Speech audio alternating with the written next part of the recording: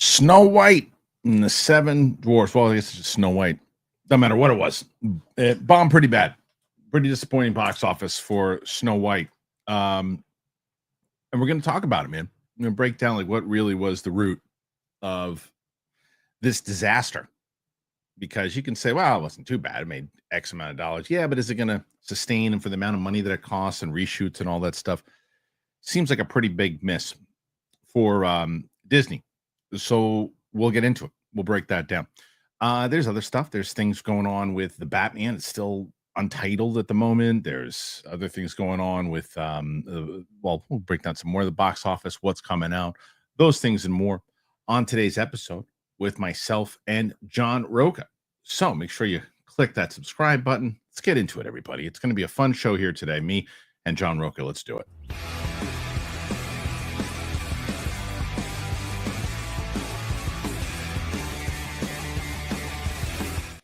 Welcome back to the show, ladies and gentlemen. It is Monday, and joining me on the Monday show, as always, is John Rocha. What's up, John? How you doing? Que pasa, Chico? How are you? How are things? Good, man. Not too bad, not too bad. But look, we had this box office. We're going to jump right into it, man. Wow. We're going to jump right into it because this is a big story. The comments are already going nuts. Are they really? Oh yeah. Oh, yeah. So let's break down the story. Even this. Look at this. Snow White box office, more sleepy than happy. That's from CNN. This Kristian Harloff right out of the gym, endorphins go. This is the thing I have to get used to here on a Monday morning. All right. I like it. I'm gonna write it. Go ahead. All right. Disney Snow White is a big budget live action retelling of the classic fairy tale, opened up to a sleepy $43 million at the domestic box office this weekend in a slew of controversies. Early industry predicted that Snow White, which cost around $270 million, yikes, would take in $48 to $58 million in its first weekend, despite falling short of expectations. Snow White surpassed Focus Features' Black Bag and Disney's Captain America: Brave New World, and could see steady growth in the weeks ahead. It is a Disney film. It settles in. There's not going to be a lot of family competition, says David A. Gross, who runs a movie consultancy franchise. This weekend is the locomotive that pulls the train. So, though the remake of the Disney's 1937 classic topped the box office, it felt well short in comparison to Disney's Cinderella, which was released about a decade ago on March 13th, 2015. The controversy-free Cinderella grossed $91.8 million in its opening weekend against a $138.3 million budget. Both figures adjusted for inflation, but the Disney princess genre has had varying levels of success, said CinemaScore analyst Paul DeGarbedian. Hell yeah, in part because of shifting box office interest and the oversaturation of remakes.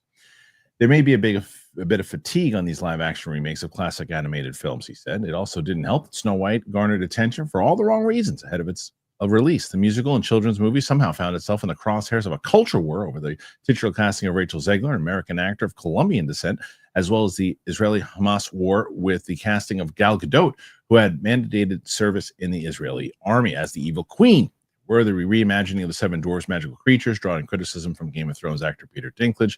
It's likely that Zegler's casting hurt Snow White and caused the distraction, said Gross. He said some audiences prefer new and original storylines, highlighting diverse characters rather than changing characters for remakes. However, it's unlikely the controversies reached the film's core audience, families, and young girls, said Sean Robbins, director of analytics at Fandango and founder and owner of Box Office Theory.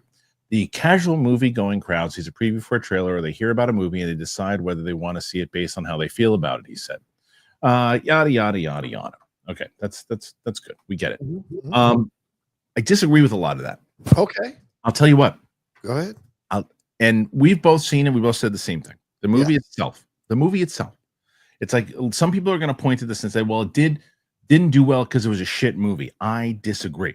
Do I think it was a great movie? No. Do I think it was just like a fine remake? Yeah, it was. Okay. Problem was, people wanted this movie to fail because Rachel Zegler was the problem in this movie before the movie came out. Mm-hmm. She's good in the movie. She's good in the movie. She can sing. The best thing about the movie. She's the best thing about the movie. The problem is, she has made. It's what you and I talk about all of the time. Yeah. When you are making a $230 million movie, you are making the movie for everyone. on your political side or against your political side. Okay. There is no there. You can make a $20 million movie for anybody you want on your side of the aisle, because you just have to aim to that. If you are doing a big budget movie like this, you have to be cognizant of it. You have to know what's happening. And there are times, I think, that Rachel Zegler is 23 years old. Yeah. We've all been in our early 20s going, oh, I'm full of it. You're taking on the world, this and that. Right. But you have a responsibility as the lead actress. You have to. And people are going to go, oh, she can say whatever she wants. Not if you're running a business. You're running a business. And I think that she hurt this movie tremendously. And at first, I actually agreed with what the point was here about, well, not all families it's going to reach, because it's been so politicized. It's been covered on every mainstream thing. It's been covered everywhere. So families that were going to take on, let's say on the right side of the aisle, that were going to take their kids to see it. They see the story. They say, no, we wait for Disney Plus or we don't see it at all. And it's become a political statement as much as anything else, because is the movie great? No. Is it horrendous? No, it's not. But there's no way, if a movie's subpar and she's just not likable to a lot of people right now, and that's your lead, so you're in trouble. I really do think that she's a major cause for this movie doing as poorly as it did. Yes, I agree. To an extent. Like, I agree that her comments, which I will not give her, like, I will not tell the truth about it. Those comments were pretty arrogant, pretty condescending, no matter how many people want to paint it. When you go, weird, you're talking about the original. This is the only thing. This is the only thing people are holding on to. Okay, is the only thing. And she has done many other interviews, many other comments, many other fan events to try to make up for that mistake on the red carpet. She has done it, right? But they were like, oh, but she said, that's weird, and make it. So those are little comments that were condescending. She was judgmental of a classic that people enjoy from back in the old days. And I get it. She was trying to put out that this was more of a feminist take. She was much more of a lead, and she had more to do than to sit around waiting for the dwarves and waiting for a prince to kiss her. I totally get it. I think there's nothing wrong with that. You want to make your female lead a little more active. You want to give her more agency. We're all grown-ups. I think we can handle that, for God's sakes. The problem, though, and I think this is where there's a little bit of a falseness in this premise, is that people had took that and for their own benefit ran with it, goaded their rabid, angry, anti-woke, switching race for the lead characters things, and they milked it. I mean, I was watching a Piers Morgan clip on TikTok, and I'm like, why is Piers Morgan even having a conversation about this with almost all adult men? Can I give you the answer? Can I give you the answer? No, sure. Let me finish. But screeching about something that is so not a big deal, but people they want to make a big deal out of it because they stoke the culture war fire. Same thing with Gal Gadot. They stoke the culture war fire. She wasn't out here like wearing Israeli flags on every dress and clapping but because of her past comments and her being involved in this, they drag the political stuff in it because that's how they're going to get clicks, likes, engagement, and money. And so to me, there's a bit of falsity on the premise, but I think there is a bit of truth in the criticism. But I think that somewhere in the middle, as we've said, is where the truth is. But go ahead, brother. Go ahead. You pretty much said it. It's you gave them ammo. Is what you did. Because the difference for me with Gal Gadot not taking a stance on what she said or not. Right. This is where she is from. So if you're against where she is from, then obviously you're not going to agree with her. But it's almost like if there was something going on, if you're in a different country and something happens to America and you're, pro-American, and someone is against your stance, you're going to get into it, right? Look, but Canada's booing our national anthem at sporting. But it's where you're from, and so she's going to, and again, not taking a stance on anything that she said. I'm telling you that when it's from where she is from. Yeah. Rachel Zegler is saying things in general about the movie. You're making this movie, and we're not in 2016 anymore, 2017, where it's like everyone is going towards this one particular all far left side of the aisle here, and everybody it's like too tough. Yeah. But it's also there was, as we mentioned many times over, the message and this is why people overuse and they don't really understand what woke means. The understanding behind what you're trying to accomplish with woke when that came out. of the inclusion and trying to include people and having everyone equal opportunities, if you're against that, that's ridiculous. The problem is, like anything else, what studios did and everybody else did was, well, we got to capitalize on this, and we now is that what they want? Well, then make 100%. That person that, and then do that person that, and do that. That's what they want, right? Let's make money. Overcorrect. That's part one. Part two is, well, we don't want to get yelled at Twitter on Twitter. We don't want to get yelled at, so let's make that person that, and that person can be that. You're doing disservice to that person because that person now is only getting yelled at because they were cast in this, and then there's other times because they're just cast because they're fucking good actors. Yeah, and you're gonna get shit on because of all the other stuff, the forcing it down our throat stuff. Right. And when you're doing that, when you're forcing it, it's like people are like, enough, give me a break. Like everything is this or everything is that, and it takes away from the legitimacy when it actually really, you're like, oh, that person was cast because they're just tremendous. And I'm not saying that has anything to do with Rachel Zegler as far as being cast here, but I'm just saying that, like, when you're out there going, well, we don't want to. We don't want to have the Snow White, which everybody loved. Nobody until this interview right now had a problem with Snow White ever. I agree. But if you did, there was a creepy weirdo following her around. If you like that, we're not living in that time anymore, and you're a fucking weirdo too. She didn't say that, but that's how people took it. That's how some people took it. Yeah, that's how people took it. And she's going weird. And you have a stalker and this and that. And I'm telling you, and I were texting about this. And I don't think anyone's going to give a shit about spoilers. There's bandits in this movie that are unnecessary. I am convinced those bandits, those seven bandits, were the dwarves. And then they said, "Oh, everybody's losing their minds here. We don't want to cut them out and get them fired and get lawsuits and stuff or whatever it might be. Let's just make them bandits." And they made them bandits instead. Those were the seven dwarves. There's no doubt. I don't know, because I watched Kermode and Mayo, these two British guys who review stuff, and I watched their review over the weekend, and they got an email from someone on the production. And that person, and they couldn't verify it. They didn't look the guy up to see if he was really on the production. But the guy said he was upset about some of the narratives that had come out about the film that were false. And he said one of the false narratives was that the bandits were supposed to be the dwarves. And he said, now again, not verified or anything, so this could be true, could not be true. But he said that, like, the bandits were always in the movie and the dwarves were always in the movie. It's just that they ended up cutting a lot of the storyline of the bandits to make room for the dwarves and kind of try to make it work with the two sides. So I think the mistake was thinking that you could bring in 14 characters into a movie and try to make it work and give them equal agency, and they couldn't. Yeah, because the movie bandits stand out because they are so useless in the film. It's true, and and they try to, like, at the end of it, they want you to be cheering for this one thing, and they say, well, I'm not with that person enough to care. And like I said, I still think, there are people that just, like, were ready to say, even if it's a subpar movie. Oh yeah. If it ain't good, if it ain't great, and they're gonna say F you, and I'm never gonna see this movie, and this movie sucks. And it was so predictable. Like, it was, remember you and I talked about it on Monday about, it was so, like, we knew the kind of reactions we were gonna get in the out of the theater. Sure enough, oh dude, like every single thing I knew was, I just kind of went. You should see my review at the end of it. I'm like, call me what you want. Go ahead. I mean, I'm this. I didn't like the Huntsman. I guess I'm a racist. I didn't like this. I liked this. I guess I'm a paid shill. Go ahead, have a blast, and please comment more, because the more you comment, it gets picked up in the algorithm, and the more I get paid. So have a blast. And that was the same thing, and people were going nuts in the comment section. It's just it was so divisive because.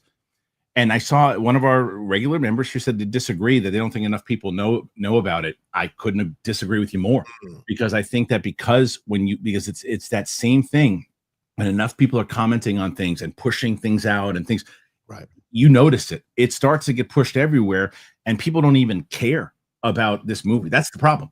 People don't care about this movie. I don't think there's a Disney princess fatigue. If you would have made a really great movie, like, hey, this is a solid movie, the way that they did this. I thought they added some stuff. I didn't think they went away from I was worried. I was like, I thought it was going to be a complete shit piece going in. Yeah, agreed. When I went in and going, okay, look, they changed some stuff up. They didn't go so far away from the original movie. They didn't in the re-edits. They certainly didn't. I think they re-edited this film. I think so too. Some of that stuff. So, I think so too. Because there's some stuff that's different, but she's not like, it's, and my daughter had heard, she's like, Dad, I heard they got rid of the love story. It's like, no, they didn't. Yeah, it's not like it's not the only thing. It's not the only focus, but it's important in it. But the problem is, it's not one of these movies that you're gonna go, oh my God, you know what? I know this is controversial, but the movie's awesome. That's what the movie needed to be. The movie had to be that. Yeah, 100. I still think 45 million or 42, whatever it is, considering so many forces were against this movie from the beginning. You know, before Rachel even said a word on the red carpet, there were already these people and channels who are invested in pushing these narratives about race swapping a character, because, you know, everything that was white from the beginning must always be white. Don't you dare put a black person in a white role, or a Latino person, a Latina, into a white role. Like, their engines were already going. And then, as you said, what she said on the red carpet just gave them exactly what they wanted, the fuel they wanted, and they used that. So I think there are some nefarious actors within this criticism of the film, but there were so many things against it. So the fact that it got to 42, I think, is okay, even though it underperformed. But eventually, we'll see if it has legs. But dude, another element, I don't know if you want to talk about this at all, but like, what is going on with these critics who go to the premiere and come out with these glowing greatest live action ever, top 3 live action ever, and then the other critics come out who didn't go to the premiere, like the rest of us, watch it, and it is absolutely smashed. We need to do an exploration or investigation and find out what's going on here. Because if studios are intimidating these critics to go a certain way, brother, this isn't good. This isn't good. It's not that, dude. What they've done now and what they've changed is that the premiere, as you and I have talked about this many times over. Yes. The premiere is very much like a set visit, where they invite people to the premiere, and it's not a matter of, well, we're going to invite them and we're expecting a good review. And for anybody who ever says, like, anybody says, like, that's what's so funny. You can see low intelligent people, or people who don't understand how business works, who say, not like, business, right. No, who say like that that critics are paid by the studios. That's a low intelligent dumb person, because that just doesn't happen. But it doesn't mean that they don't try to entice them. By taking them to set visits and taking them to like premieres and going to the premieres and saying, like, okay. And it's not a matter of, you are at a premiere now, you have to give us a good review. It's no. Look at this review, and you know what we're going to do? We're going to seat them right near. Look at that person who writes for that site. They're going to look to their right, and there's Gal Gadot. Right. They're going to look over there. They're going to see this person. They're going to see that person. And then guess what also happens in that premiere? Everyone who worked on the film sees the credits and goes, woo! And it's like when you're in a comedy club. If a subpar comedian is up and brings 60 friends to a room of 80, and everyone is laughing at this person, you're sitting in there going, is this funnier than I think it is? Why? Oh, this is infectious. I don't get it as much, but now I'm laughing. And it's like, so it's that. That's what happens. And the other thing they do is they've been inviting, and this is strategy. They've been inviting more influencers. More influencers. And the critics the critics things like, access is one thing, Tony. Access is thing. That's different. Where you're saying, well, look, maybe some people feel, and but the studios aren't saying, hey, we're giving you access, you got to give us a good review. Now, you very well could have somebody who says, there's somebody who gets an influencer who goes to one of these things and says, you know what? I don't want to miss. I don't care whether or not people, I'm going to go. I had a good time. Yeah, that was great. And I'm not going to shit on it because I want to make sure I can go to the next one. I'm telling you, that probably happens also. But full on someone getting paid. Listen, if you give us a good review, we're going to give you this amount of money, or we're going to make sure that you give us a good review. We're going to make sure you can come back to the next one. Doesn't happen, Tony. Doesn't happen. It doesn't. But I do think there are certain critics who get to go to these things, who massage their reviews. And I never used to think this, but the last few years, because I don't go to premieres, I don't want to go to premieres. It's an exhausting experience. I hate it. Yeah, I hate it. It's for the young people who are coming in their 20s, who are still wide-eyed and wowed by Hollywood. But when you get older, it bemes exhausting. It's a whole night thing. The security is exhausting. You just want to go to the premieres. Fuck you. Like, I think a lot of people go in, or I think some critics go in, and they like the status of going to these premieres. It helps them stay in the social media zeitgeist. It helps them be a part of quote unquote film Twitter. It lets them be a voice that gets quoted in these things. So I think there is some bad faith actors within the critic community who don't fully give their real opinion about a movie when they come out of it, do their reactions when they go to these premieres, because their status at their site matters more than the authenticity of their criticism. So I think there are questions to be asked of some of these critics that go to these premieres who are consistently delivering wow reactions, and then the movie comes out and it's, you know, overall crap. So right. And so, well, someone said that you've seen people lose their access after a bad review. What did they say in the bad review? Because I've given many bad reviews out of these things. It's true. I've never once gotten a phone call to say like, hey, you know, we invited you to that thing, you didn't like it. Yeah. Why, you know, you can't do that. Never. It's because you're rarely vitriolic. You're rarely vitriolic. That's the question. That's the difference. Are you like, if you're being hateful inside, are you giving now what's your definition of the negative review? Are you saying something along the lines, like I said, in my out of the theater reaction, I literally say Gal Gadot is miscast in the movie and she's not good in the movie. I agree. That's a negative aspect of the movie. Yeah, true. So like, and again, people are like, I got paid my business to say like it. I was like, nah, okay, just go smell your own farts. That's all you want to do. You want to smell your own farts, and it's fine. Have the best time of your life. But it's why, dude, it's so funny. Like, because I'm probably like 10 years ago, that kind of shit would have bothered me. But it's so predictable now. It's so predictable because it's been politicized, and it's like, look, because I said to myself when I sat down in that movie, John, I said to myself, I go, look, I know what's going to happen here. I'm either going to hate this movie and it's going to be a big piece of shit and everybody's going to call me a racist, and I knew it was coming and I hated it, and Rachel Zegler, I just didn't like her from the first place. I know it. Or and halfway through it, I'm like, it's not that bad. I can already hear fucking people saying, I'm like, it's not, you know, and by the end of it, I'm like, I went like this. I was like, it's whatever. It's whatever. I probably, Ellis was asking me, he's like, what do you think? How many schmoes? And I said, well, I gave it 3, and I miscalculated on my review. People are giving me shit for it, rightfully so. It's like what I said was 3 out of 5 or 7 out of 10, which is 6 out of 10. But I probably could go probably like a 2.7 or 2.8. Now the thing 2.5 is what I gave it. 2.5. I think that's fair. I think and you know, but it's one I also now, when it comes to these movies, the kid movies, I watch through my 7-year-old's eyes too, and I say, can I take her to it? Will she like? Right. And so I probably gave it a little bit more leeway because of that, but I just knew it as I'm going, okay, here we go. And I just said to myself, and I took the camera and I went like, and I shot the thing, and I said, all right, uploading it. See you later. And Luke was like, you're right. The comments are terrible. I didn't even look at them. I was like, of course, I knew they're going to be terrible. It's just too predictable, in the same way that, look, same thing's coming up. You got Thunderbolts coming up soon, right? Oh, yeah, that's right. Yeah. Now, if you like Thunderbolts, of course, MCU shill. Yeah. Or it's just the same. It's so fucking predictable, and it's so lazy at this point, to where, like, for me, it's like, okay, when I saw a decent criticism, it's like, well, you didn't really kind of dive in this and that, and you should have done that. I would have liked to hear more about that. I was like, well, it isn't that the theater reaction, but right. Thank you for just saying the things you wanted to hear, as opposed to other things. And it's just, the problem has once again been, it has been now politicized. Movies in general, and not the movies have always been political. Yes, movies in general have always had political themes. We know that. We've talked about that.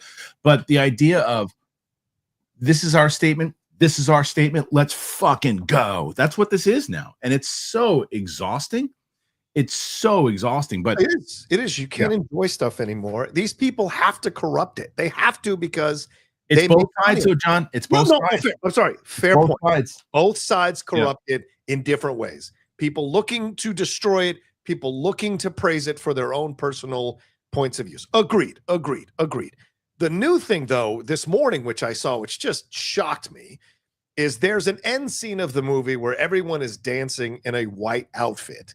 It is called Snow White, but people are like grabbing this scene and saying, this is Disney, in essence, tacitly endorsing Diddy's whites parties or white parties. And I'm like, this is a corrupt mind that thinks this kind of nonsense and goes to that level. So like I said, this film has become a touchstone for a lot of bad faith actors who want to use it to push their narratives and their agendas, and won't hear any logical pushback on any of their points, because they want to make money off it. And the other side, I think, is fair to say, as you were pointing out rightly, Kristian, there are people who are overpraising this film like crazy because they like the idea of a Latina lead. They like the idea of like the diversity in the bandits and all this stuff. And they're not being authentic in the problems that this film has storyline wise, a lot, and story beats wise. I mean, the kiss is like nothing. And you're like, why would you do that? There's a lot there, and like I said, I was judging it. I was looking at it through a 7-year-old's eyes, and I think like she wants to see it and she's gonna watch it. But the second question I asked myself though, John, was that would I sit through it again in the theater to watch it with her? And I said, no, we can wait till Disney Plus. I don't really need it. But I'm telling you, Rachel Zegler did this movie no favors, and I think that this is one of the things that studios. Real quick. I think that studios, and then I want to hear what you're saying about that. Of course. I appreciate it. I think studios have to be more aware of what they're doing, what their main stars are doing and saying, and they have to be like when you're under contract. When you're under contract with our movie from a certain time period, from when you sign on until this time after the movie comes out, we want you to limit certain posts on Twitter, limit certain things. And if you don't want to be in it, that's fine. We'll find another actress or actor that wants to do that. It's okay. We're not telling you that is the demand. You have to do it. It's like, no, that's what we're requesting. Because, and if you don't want to do it, it's okay. We're paying you a fair amount to adhere to that stuff. And they need to do it because at $260 million, whatever this is, we get to make the rules. That's our money that we're trying to make back. And she put a dent in it. There's no doubt about it. She put a dent in it. But by the same token, can't a person make a mistake and try to atone for that? There's not grace from the same people who want to attack her because they're the same people who say the dumbest shit in their 20s, but they don't give her any grace for saying the things that she said because they attack her because A, she's a woman, 2, she's a woman of color, and 3, she's a young person achieving her dreams and they have failed at theirs. And so you forgot about 4. She's on the opposite aisle with them. Yeah, there you go. That's right. That as well. So, I mean, there's so much involved here that goes like, well, look, authentically, you can call her out for making a mistake on the red carpet and saying some dumb shit on the red carpet. Totally understand. I even saw people try to weave in the Shazam 2, where she's like, I needed a job. And people want to be like, you should be worshiping you're working at DC and playing this character. It's like, well, no, but Sean, got to work, dog. Actors got to work. Yes, but okay, fine. Yes. You're right, though. But you're right. But she shouldn't say that shit yet. Yeah, that's what I'm saying. I get people why they're upset, but by the same token, if she says she's sorry, and she tries to make it up by doing these events and trying to bring out the spirit, posting a picture of herself when she was 9 years old in a Snow White costume. Don't we get to forgive her for making a mistake because we all made mistakes? We still say dumb shit. Yeah, but at that point, though, but we're not talking about like a couple, years later or a year later. We're talking about during the promotion of the movie with the tracking being bad and her going, oops. And look, the other side of it, too, is her going on Instagram. And it's like, I say this about every side of the aisle here too, is that we've gotten so far away from the way politics works now is that if there's no longer just Americans. It's you're on that team. And that's what it is. It's like, it doesn't matter. It doesn't matter what your team says. There's nothing that your team can do, even if it's right, that I'm ever going to give you credit for. There's no way you're ever going to get that, but that's where we are. So she has to be aware of that, because then when Trump wins the presidency, she goes after Trump supporters and goes and says all these things about Trump supporters. Stupid.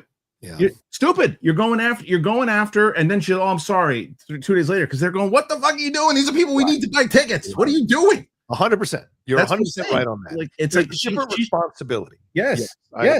And so it's like, that's why I think it's like, you can.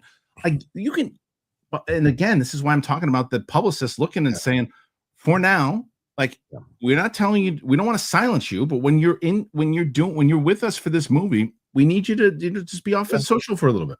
Yeah. And try to keep, you want to go after the movie? Go nuts. I think that right now, John, I don't think, and I read some article, no studio wants to touch her right now. She doesn't have anything lined up. I wouldn't be surprised. Because she's an exceptional actress. You argue, and I think one of the greatest bits of revenge for her is that she's the best part of this movie.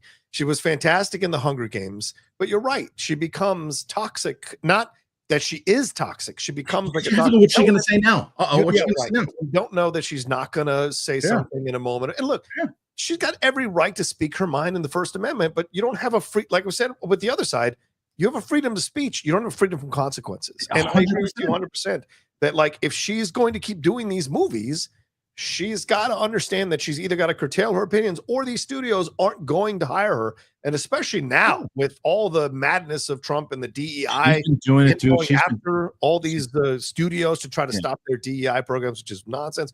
But he's doing it, and so everybody's bending the knee. So she's even less of a wanted commodity because of the situation that is now. Sorry. And she's been doing this since West Side Story, though. You're right.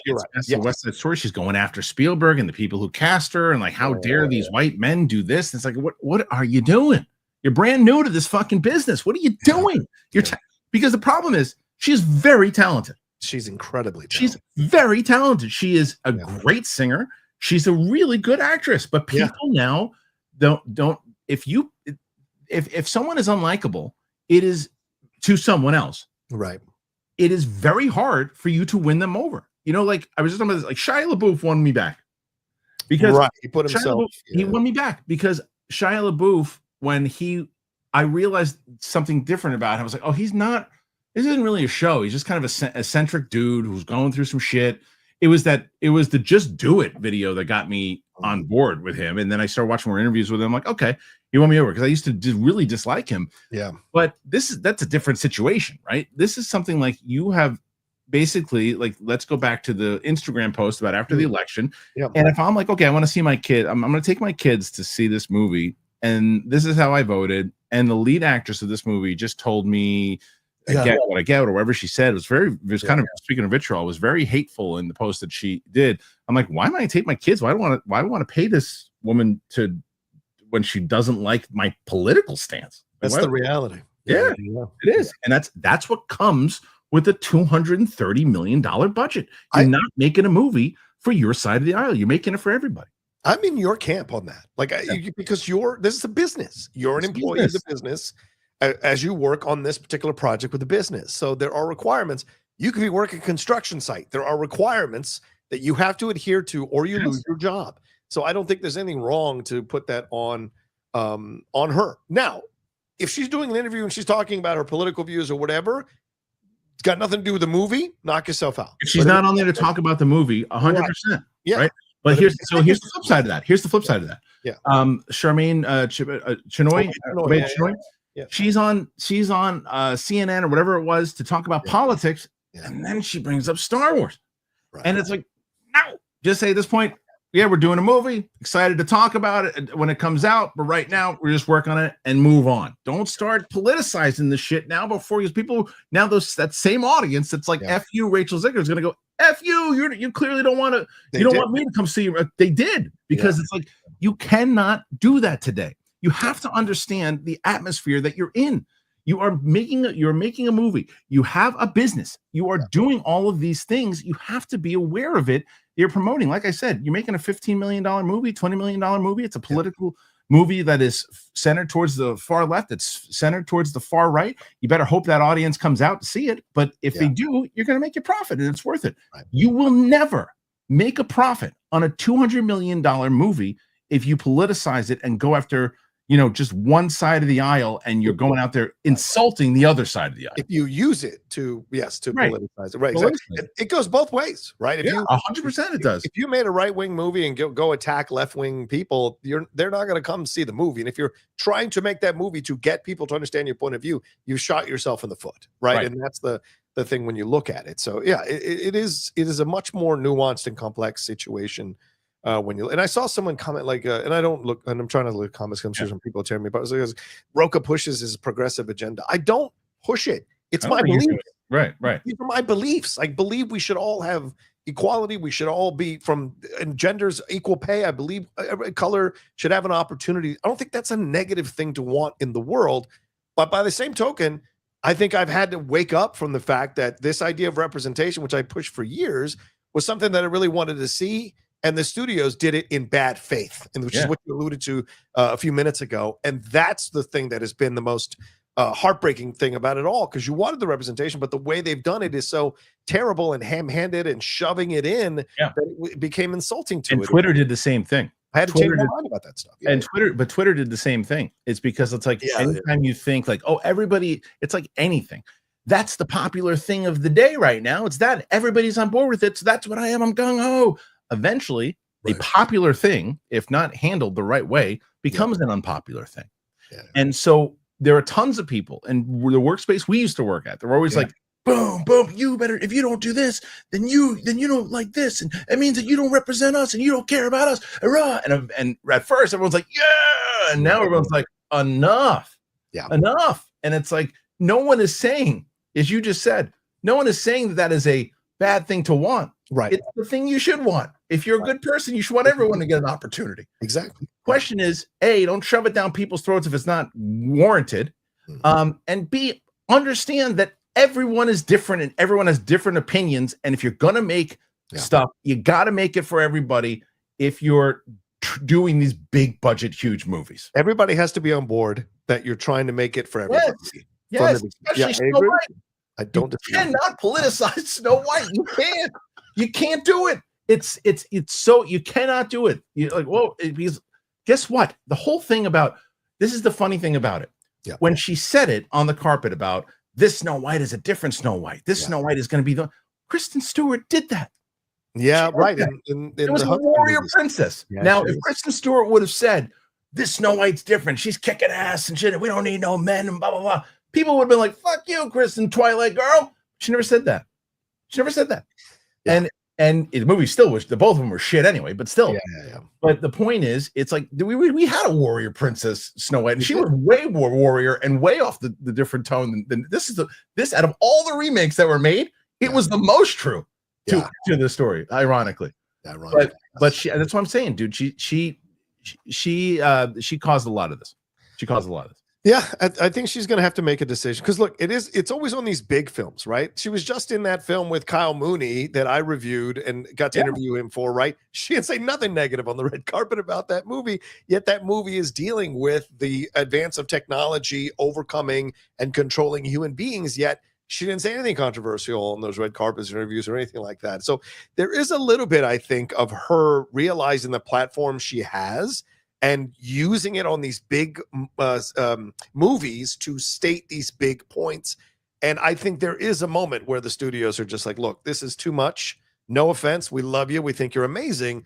But if we're going to spend so much money to make a movie and you're going to kneecap it before it even gets to come out because you've got to push your agenda or your feelings about it, then I think it doesn't make sense for us to go into business with you at this point. You know? And when you're making movies like this, you got to right now. And if you're, it's whether it's a behind the closed doors conversation. We need squeaky clean people here. We need, if I'm Disney, we need squeaky clean people. We need people that are going to be, play by the book, not controversial. We can't afford it right now. And the flip side, what we haven't talked about yet is the Mufasa angle, which is Mufasa did not do great its opening weekend. Right. It did not have it. Yes, but it also didn't have controversy connected to it, really. Well, not to this extent. It wasn't political controversy. Right. Not to this extent. So, but it did, and the other thing, arguing against my own point, is that it still went from. It came out in like December, had no competition in January, had really no competition in February, and it was able to keep moving. Snow White's going to get hit with competition faster than that. Oh yeah. Second week is crucial. If it has this one coming up. This is a Captain America situation. It's huge. If this has a smaller drop off, then it can survive. It has a massive Captain America type, then that's two big fart bombs for Disney back to back. And I will tell you, I feel it's going to go more the way of Captain America than it is Mufasa. This one, I just don't. I don't think it's going to have the legs of Mufasa. I agree, but I also think there's a world where Disney stuck to its guns, put its balls out there, and did the two movies that they were supposed to do. Captain America: Brave New World was a much more stark commentary on being a Black Captain America in America. And I think the Snow White was a much more feminist take on Snow White. If they had committed to those takes, I wonder what the results would have been, because you might have had a better movie even with those particular points of views, would that have led to a better box office? Because people could say, look, I don't like what the message is, but I can't deny it was a damn good movie. And so you still have the same. what I wonder about, you still have the same problem though, because it's ham-handed stuff they did, which they cut both of these movies to pieces. I know, but you still, but if you don't have, but you have the original version, the problem already was, the main controversy was that they were going to change Snow White drastically, get it away from what it was, because of if they would have committed to that would have pissed people off even more. Even if it was a good movie, no one's going to be in there to see that. The things about the remakes on the Disney live actions, the reason why people want to see them, the majority of it is because they want to see what the animated versions of these movies look like live action. That's it. But they want more to it. Like Cinderella is a great example of, like, Cinderella is a perfect kind of example. You add some stuff to it, you stay true to the essence of what it was, and you lead into it, as opposed to Lion King, which is essentially just a remake shot for shot. However, still made $1 billion, $1.6 billion. Right. So regardless of what you think about the quality of it, people wanted to see it. So if you would have done a movie like Snow, like, and to I guess your point of, instead of going that route of let's commit to this version of what she's talking about on the carpet, and the opposite of that, and making the exact movie that was there, that made the studio, that gave the studio its credibility in the first place, and make that movie, it probably would have done pretty damn well. You know, so I don't know, but that's I just think, at the end of the day, I think we can all agree, even the people who maybe hate me and like you or whatever, but like, we can all agree that what we wanted at the end of the day is good movies. And we want, no matter what the point of view is, you want a good movie. And these movies, both Captain America and Snow White, just were disappointing in the end overall. I want more than that though, John, though. Okay. I do want good movies, but I do, and as I said it before, I want everybody to stop politicizing this stuff. And it definitely comes from the studios and the actors first. It really does. Because if you give, as you said beforehand, if you give anybody ammo, they're going to use it. So I just want to get back to, I'm not telling you not to make your movies political in general. Your movies, like there are political themes in movies. We talk about that all the time. That's not what I'm saying. I don't want to be the same kind of people thinking, if they didn't understand my Oscar point, hopefully they understand this point. The point is more so of when you're promoting the movies, when you're talking about the movies, when you're casting the movies, things that you're doing about the movies, let's let the movies themselves speak for themselves. If you do a good enough movie, they'll get the message. Right. If your movie is good enough, they'll get the message without you prodding them to get the message. 100%. 100%. Anyway, there's a lot on that one. So I hope you guys, I know you guys are already been talking about it. We'll hear about it in the comment section afterwards too. There is right now, John's got about 21 questions. Is that right? Or that's all? 21 after this? Come on, guys. There's got to be some. No, I'm wrong. I'm wrong. My glasses weren't on. 31. 31. Oh, 31. 31 is pretty damn good. So 31 for John right now. He's going to try to set the week, and let's see what he can do. All right. I talked to you guys about this last week. I said one of the things that I was bummed about is, like, because you guys know how much I love Trade Coffee. I love them so much. Like, look at this Trade Coffee. Actually, this big ass thing. I just got it because I'm a member of the service. This is the last spot that we got to Trade Coffee because nobody was buying them. And I'm like, gosh darn it. I'm like, please, I love Trade Coffee. Come back. But no one's buying them. So I'm going to tell you about Trade Coffee. I'm just giving them a spot to tell them about. Because I want you to tell them now. If you guys are coffee drinkers, buy the piss out of this stuff because they'll come back. But if not, we lose them. I'm going to keep them no matter what. But I'm going to tell you about Trade Coffee. Listen to it. Hopefully you get it. Links in the description. Here's Trade. I have been in absolute heaven with Trade Coffee being back. I have their new mug that they gave me. Got a whole big bag of coffee that I've been whole beans. Oh, I love Trade Coffee. It really is just legendary. So if you don't have it, you should, because for me, I have a familiar routine. Coffee for me is the first thing in the morning. It is what I need to start the day. I need those cups. I have 2 cups in the morning, and I have my whole bean from Trade, and I just love it. Coffee is important to me. Trade is the #1 U.S. specialty coffee marketplace. It brings you fresh coffee from over 50 country's top roasters. Trade's experts have taste tested thousands of coffees to curate over 450 amazing roasts. Whether you're new to coffee or you know your favorites, they'll handpick the perfect coffee for you. You Just take their quiz, and in under a minute, they'll match you with your perfect coffee. If that first bag isn't quite right, no problem. Trade replaces it for free until they nail it. And trust me, they're going to nail it. Their prices are on par with grocery store brands, but the quality, next level. Plus, you're supporting your local roasters. It really is a win-win. There's a dark roast that I really like. I love the way it smells. And even Mike Kalinowski, who doesn't even drink coffee, he just misses being in the LA studio to smell Trade coffee. And the beauty of this right now, Trade is exclusively offering our listeners 40% off your first order at drinktrade.com/Christian. It's that easy. Drinktrade, TRADE.com/Christian for 40% off your first order. Drinktrade.com/Christian. You will get this. You will thank me and let them know that I sent you. Trade. Come back. Come back. Oh, man. Poor Trade. I love him. I'm so bummed. They're like, yeah, no one's buying them. They're bailing. I was like, son of a bitch. So I said, look, let me take one last ditch effort here. I'm gonna tell the audience about Trade. Hopefully a bunch of people come back, Trade. I'm not gonna leave you. I'll never leave you. I promise. I'm a shill for Trade coffee. Hey, there it is. There it is. Anyway, I hope people get it. The link's in the description. I want them to say, like, holy shit, out of nowhere, people just got like 60. There was like 60 or 70 people who signed up today. What the fuck happened? Anyway, all right. I want to tell you some quick news from Dark Horizons, which I thought was interesting. There's a couple new things that I'm going to bring up here. Okay. Final Destination Bloodlines. I'm going to be watching a full watch. I'm going to watch all the Final Destination movies with Tina, by the way.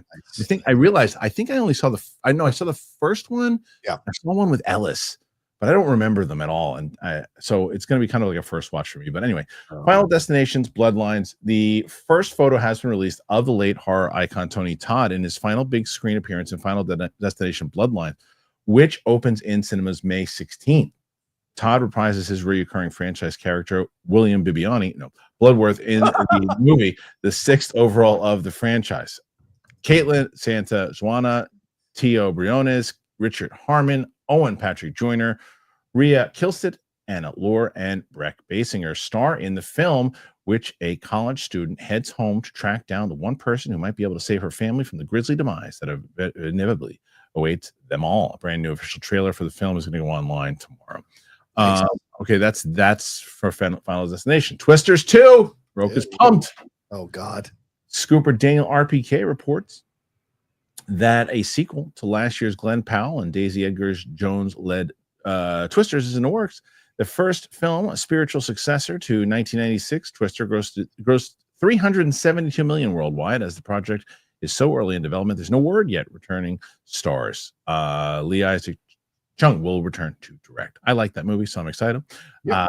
Some information on the untitled Kosinski UFO film. Apple has closed the deal for the UFO film, which has Top Gun Maverick Helmer Joseph Kosinski attached to direct and produce, along with veteran producer Jerry Bruckheimer, and a script by Zach Balin. The large-scale conspiracy thriller follows two men working in national security who uncover a secret program to recover and reverse engineer. Whoa. Oh, that's more. Wow, that's Kosinski must be paying attention to what's going on.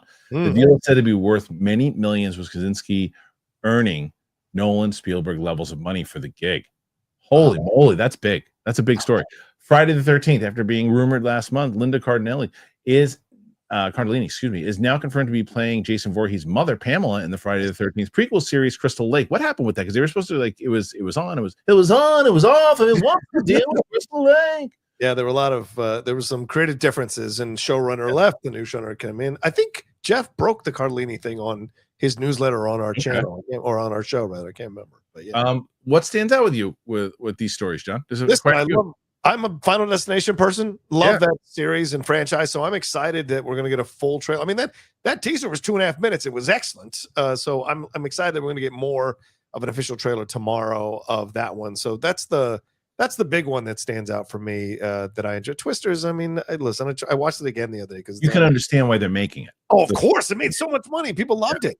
Yeah, I watched it again on Peacock. I'm still even more firmer that it was kind of boring for me. So hopefully I like the second one that they bring out of it. But those are the two that jump out to me. But Final Destination, man, I love that you're doing a reaction. That's great. Love that series. Yeah, I don't remember them at all. I really don't. And I remember like we went to, I think we, speaking of premieres, I think we went to the premiere of one of the ones that has like the biggest twist out of all of them. And Ellis and I walked out at the end before it even happened. Because you didn't like the movie.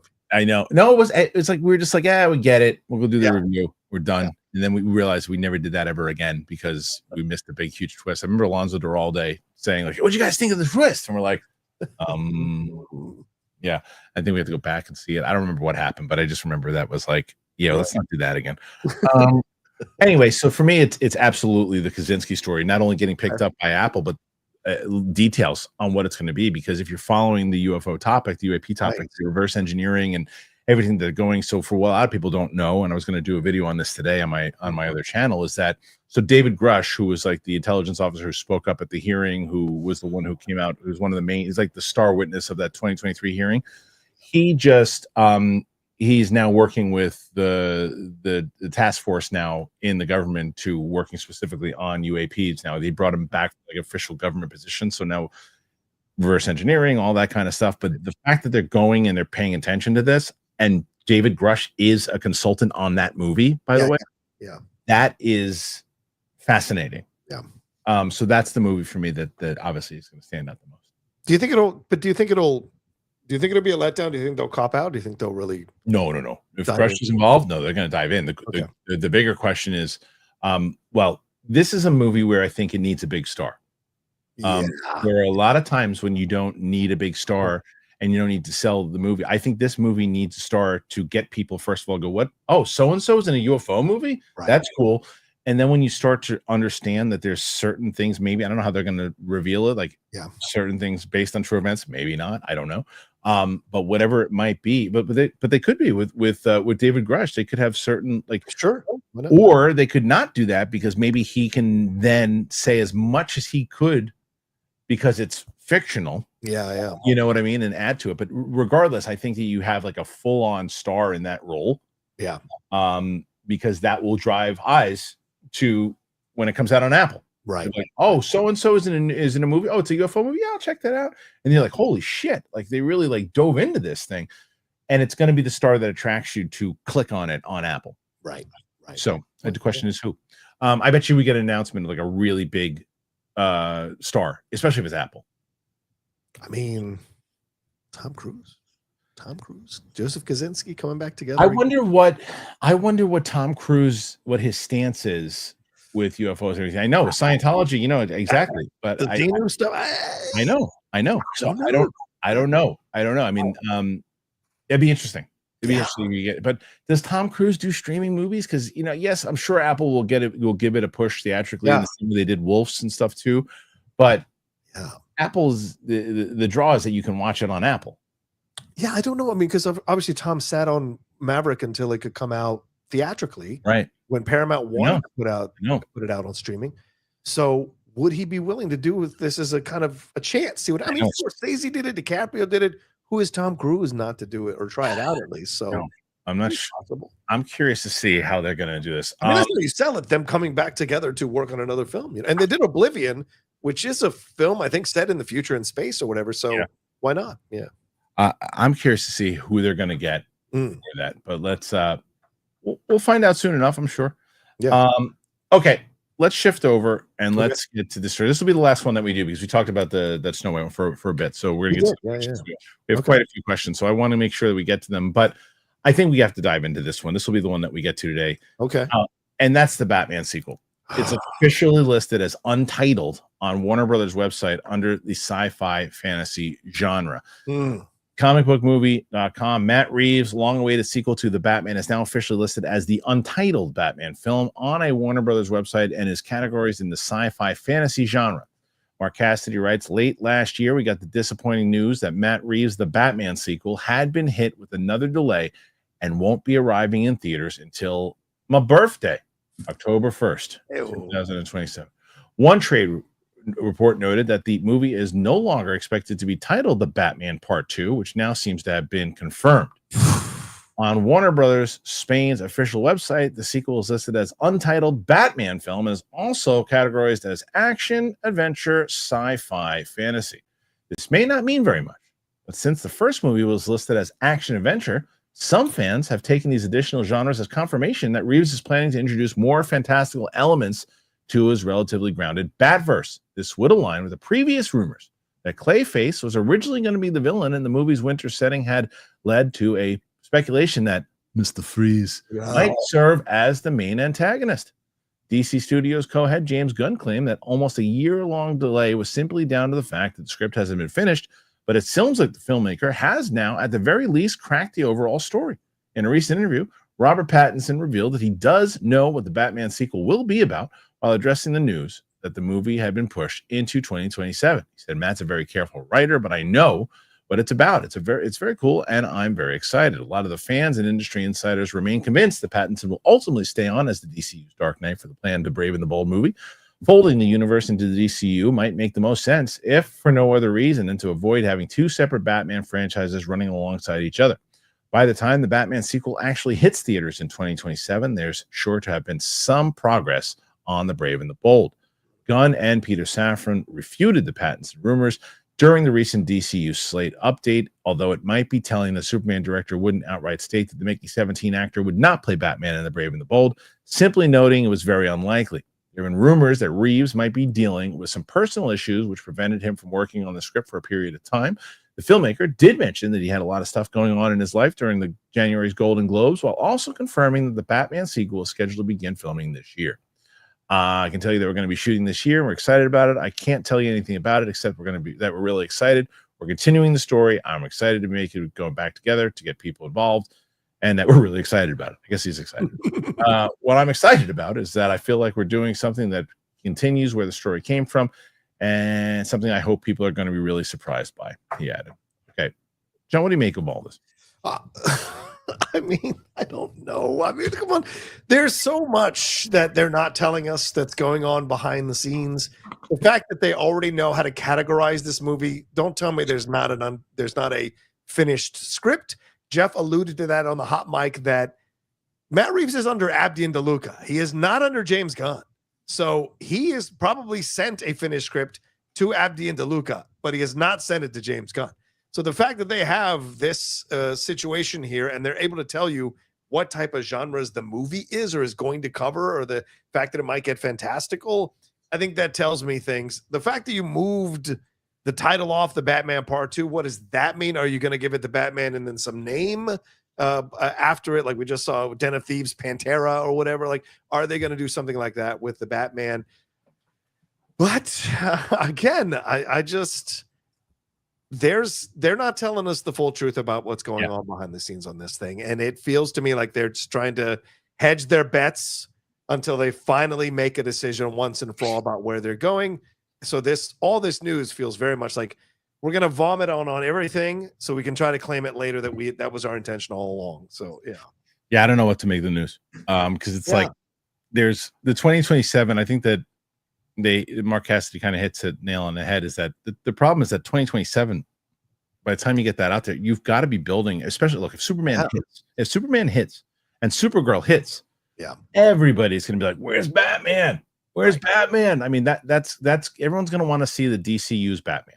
Right now, everybody's still curious about what the hell Superman's going to be. So nobody knows yet. But if you're like, oh, if you can do that with Superman, what are you going to do with Batman? I want to see this Superman team up with Batman. Who's our Batman? Right now, it's up in the air. So you have a little bit of time. But once Superman comes out, it's on. It's it. And if it does really well, pressure's on. If it does bad, then maybe that's what they're waiting for. Maybe they're waiting to see how it does, because it's like, okay, look, in the same way that they were waiting to see what was going to happen with the Flash, they were waiting to see what was going to happen with Shazam and Aquaman, right? Because when that whole deal was announced and they asked Gunn, he would be like, oh, we're keeping the door open, which meant if it makes money, we're going to be screwed because we're going to have to figure out how to incorporate them, because it didn't make money. Like, okay, we're moving on. We're doing other things because clearly no one else wants to see it. Right. So if the movie makes money, Superman, then it's like, okay, now maybe we do fold Pattinson into this thing overall. Although, because they still only have what? I mean, we're in March or almost April, May, June, July. 3 months until Superman comes out. Yeah, which is crazy. And then you can really make that decision, because if it does poorly, then they go, no, we just gotta the Batman 2 is going to be the star of the show, and James Gunn might not even have a job. That's what I saw some people speculate, that Zaslav is waiting until he sees how Superman does before he commits to whatever is going to happen. Because we've certainly seen that Zaslav can be cutthroat when he wants to be. Yeah. And if you all remember the article from over a week ago on Puck News that Kim Masters wrote about the problems that Abdi and DeLuca are in. Yeah. And just a few days ago, they moved almost all the movies that they were in trouble for to later in the year or into 2026 with The Bride. That tells you there is trouble behind the scenes on what's going on here, and that Zaslav is willing to move stuff around if he needs to move stuff around in order to make it fit in the schedule and give these people more time. But he is certainly willing to cut them if he needs to. So I think the Superman thing is what they're all waiting on. If it comes out and it's really beloved and it hits all these massive numbers, then James Gunn has more cachet. If Abdi and DeLuca get moved out and Safran gets moved into their position, he is no longer working with James Gunn over DC. He's working over the entirety of Warner Brothers. So then James Gunn now gets to be the sole person or the sole voice who decides where the direction of the DC universe goes in. And even more so because of the cachet of Superman doing well. And if Supergirl comes out and does well, then he's got even more cachet. Exactly. And that's when they make the decisions fully about where they're going. But this is going to be interesting. I don't 100% believe that they're going to shoot this film this year. I just don't. I know they scheduled it and whatever. Yeah. What do you think? I agree with you. I think that, like I said, I think it's all contingent on what happens with Superman. Yes. 100%. Everything's contingent. Yeah. Because there could be another side of this story where Reeves is just like, no, I don't want to do that. And they're like, well, right now you don't have to, but if Superman makes $1 billion, you might have to. Right. You know what I mean? We're gonna have meetings and you might have to. So who knows if that's what's happening or not? But all right, what say you guys? Let me know. Put your thoughts in there. I gotta know.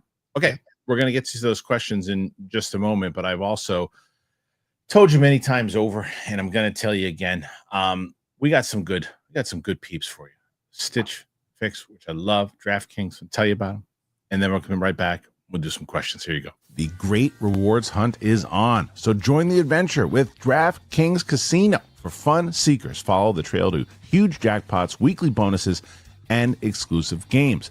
But the excitement is only getting started because new players can get 500 casino spins on a featured game. Just sign up with that code Harloff and wager a minimum of $5 to receive 500 casino spins on a featured game. Only on the most rewarding places to play, DraftKings Casino. The crowd is yours. Gambling problem? Call 1-800-GAMBLER. In Connecticut, help is available for problem gambling. Call 888-789-7777 or visit ccpg.org. Please play responsibly. 21 plus, physically present in Michigan, New Jersey, Pennsylvania, West Virginia only. Void in Connecticut and Ontario. Eligibility restrictions apply. New customers only. Non-withdrawable casino spins valid for featured game only and expire in 168 hours. See terms at casino.draftkings.com/promos. Ends April 27th, 2025 at 11:59 p.m. Eastern Standard Time.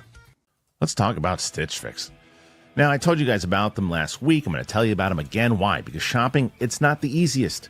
I found a much better way because Stitch Fix online personal styling has made it so much easier for me. I cannot stand shopping. I hate it. Even when I'm figuring out my sizes, stores, they just don't seem to have everything that I want in stock. And the crowds, you know me with people. I get annoyed fast.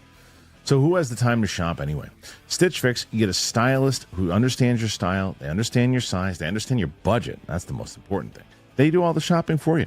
Shopping and figuring out style, it can be overwhelming. So when it comes to getting dressed, it's hard for me to even figure out where to get started. And that's why I love having Stitch Fix, the stylist. It really knows what works. So I can get pieces to make me look great, and it's a confidence boost. I love it. My wife was like, look at you putting outfits together. And I didn't say anything except, yeah, I did it on my own.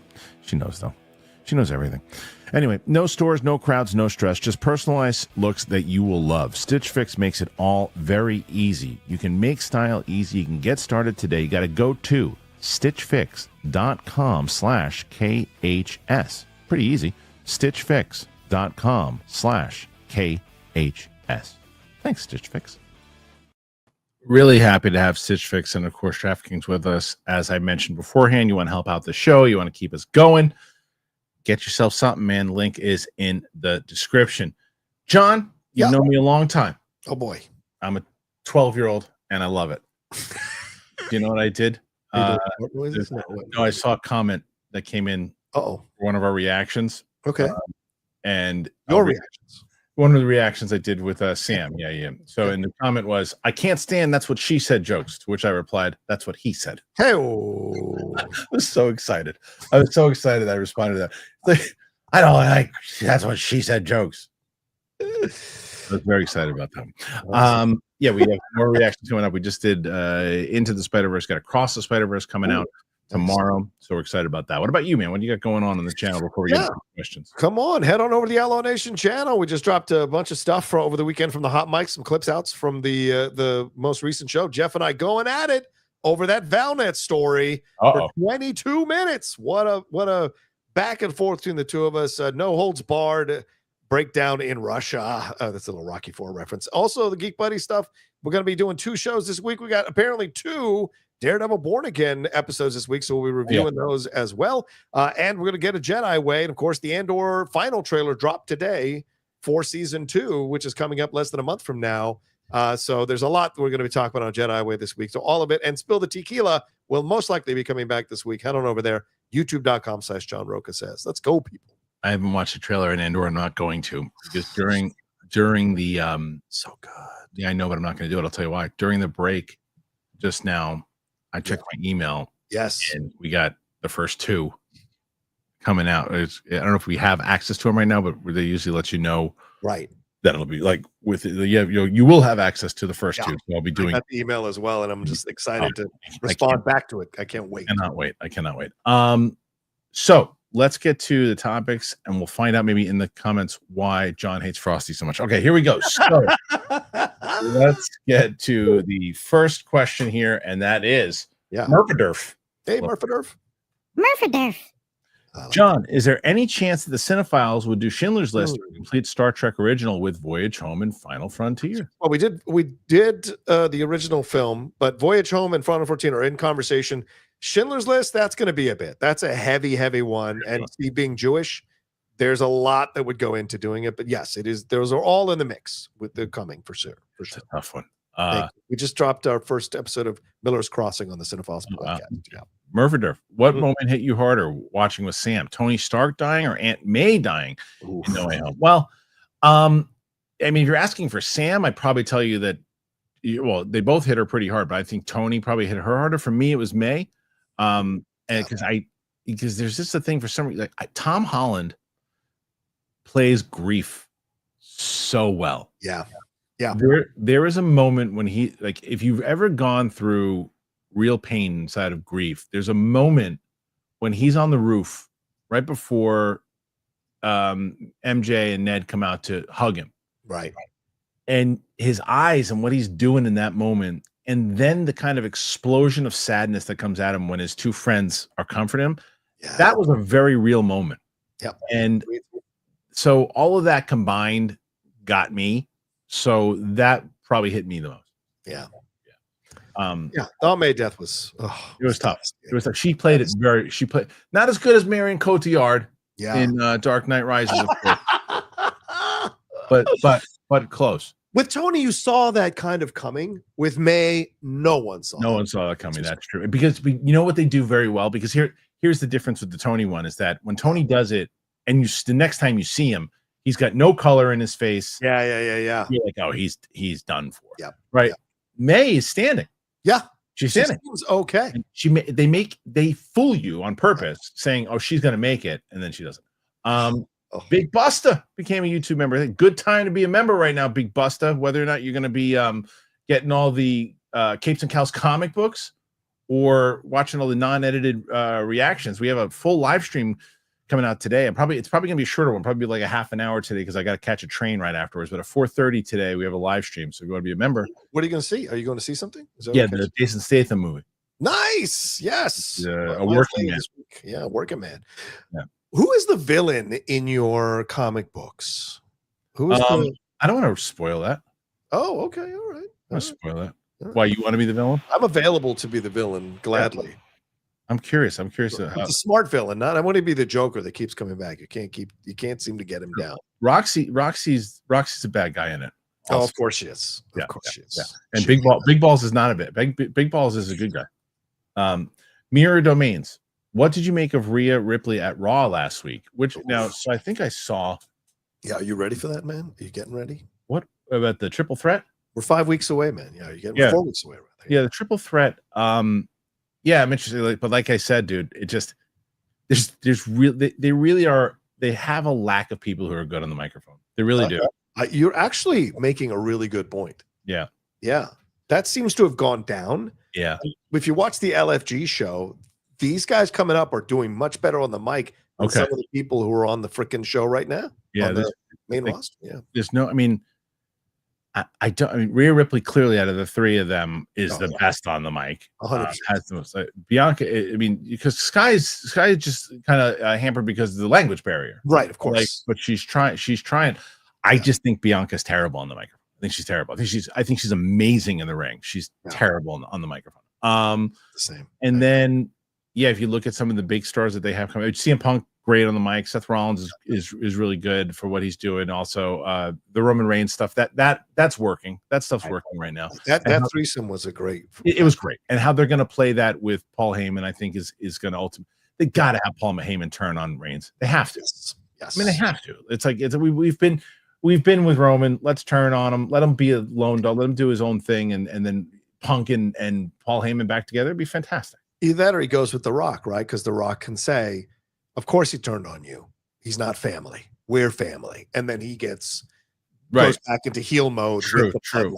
That's very possible. Interesting. I didn't realize that. I'm not going to go into this full story. I guess we can cover it tomorrow. But apparently there's a new 5-minute preview of Superman that's going to play in front of Minecraft movie. Ooh. It's because they know no one wants to see that movie.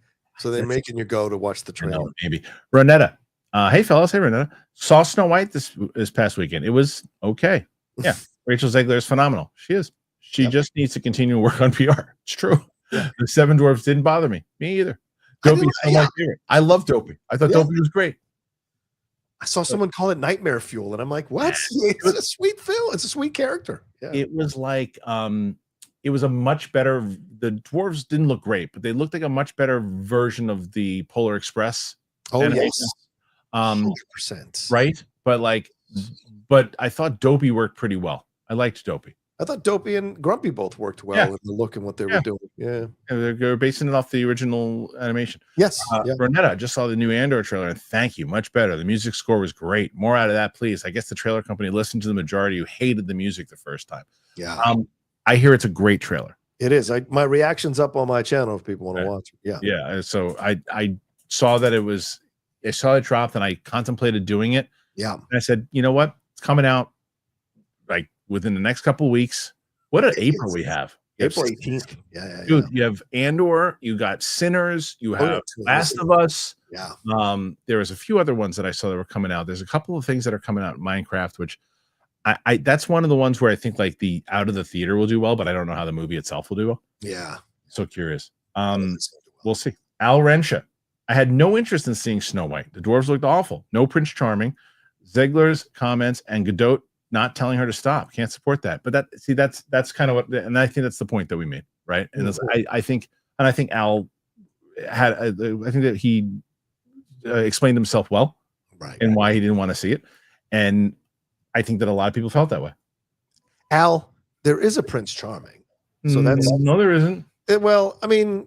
There's a love interest. Yeah, but he's charming. He's charming, and he's a prince of a guy. So I think it kind of qualifies. Shut the fuck up. Who do you work for? Who do you work for the PR team? Now I'm Shelly. No, you're Shelly. You're a prince of a guy. But I need to know, Al, how invested you are in Prince Charming. That this was one of the reasons you didn't go. The other two I can accept, but the Prince Charming thing, I need to know. I'm going to use that. He's a prince of a guy. Al Rensha, Ziggler should know better than to trash original. I agree with you, Al. I agree. Al, what did you know at 23, Al? Did you say all the right things at 23, Al? John, you said the same thing. I did, but I also create grace. I also create grace that you'll learn from it. Okay, but he said the same thing you did, that you shouldn't have trashed the original. Yes, I agree. She What? shouldn't have trashed it. Yes, so you agree with Al. Such He a mistake. follows it up. I know this is a hot take, but I didn't like Andor season 1, I think he means, and it just didn't feel like Star Wars to me. Yeah, I couldn't disagree with that more. This last trailer made me hyped for the series, which is good. But good. I pushed back to every single person that said that didn't feel like Star Wars. I have no idea how that didn't feel like Star Wars. It felt like the most Star Wars out of anything that they've made. I agree 100%. It's like it was the actual stormtroopers, and it felt like it was connected to the Empire, and it felt like it was connected to like this galactic struggle. It actually felt like a Star War. There were stakes. Yeah, there were stakes. I mean, it was the most Star Wars out of anything that I felt about than kiddie stuff that they've been making. 100%. All right, let's see. The next one is from Mike. What's up, Mike? Hey. Did Dopey remind you of Alfred E. Newman? Also, Kind of the mad character. Yeah, kind of. Yeah, he did for sure. He did. Big years. Yep. Artem. Cena's "It's All Fans' Fault" route is so old and overused. Felt very flat and boring. Stunned that they are using this for his final run. Expected more. I got to tell you, Artem, I agree. Yes. But I texted you that, John. I know you did. I said Appreciate that.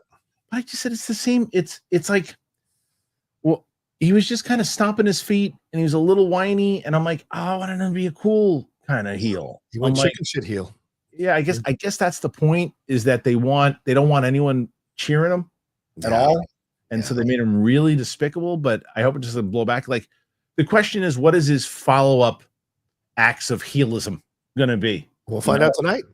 Cody around tonight. Yeah. Right. So it's gotta be something pretty despicable. Yeah. Like, you want to have, like, a whine, woe is me promos, fine, but in your actions, you gotta be despicable. Yeah. So, but I'm with you, Artem and John. I didn't love the promo. I love the choice. Too late. It was 10 years too late. Yeah, the crowd was great. They were in it. Yeah, but the construct of the promo, the foundation. You know what it was? It was also he kept going and saying the same thing for about 10 minutes. Yeah. So I don't know. Heroic Hideaway. SmackDown is coming to my city this summer, and they're advertising Cena to be there. First time going to a WWE event, and suggestions on what to expect.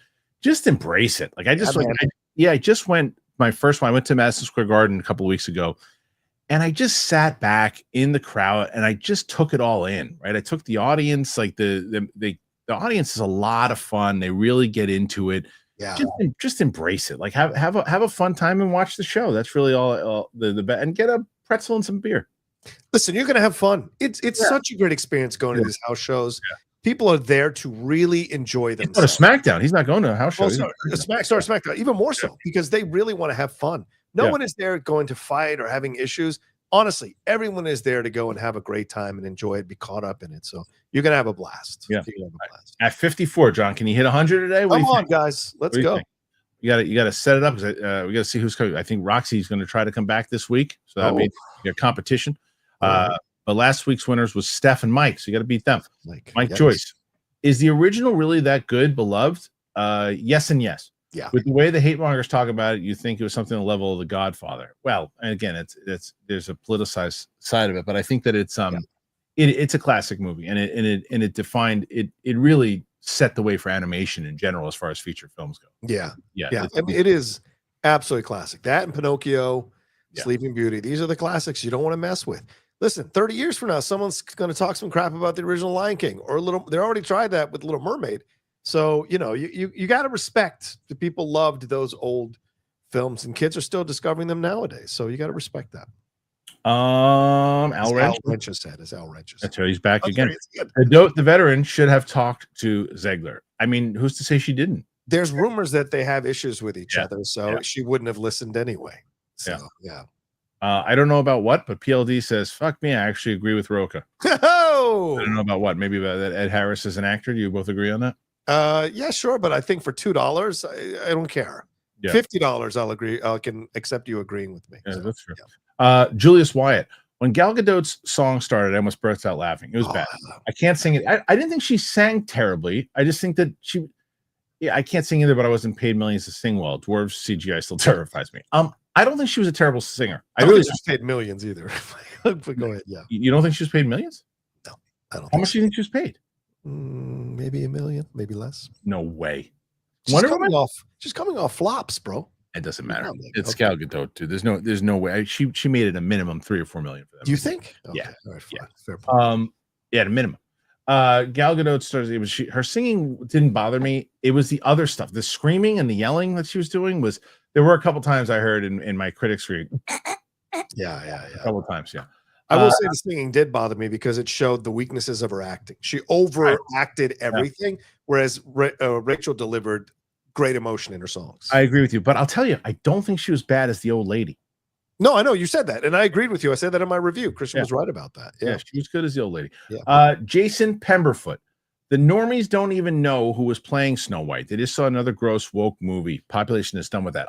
Well, wait. I don't necessarily love the way he phrased it, but I will say this, and I won't mention my friend's name. Okay.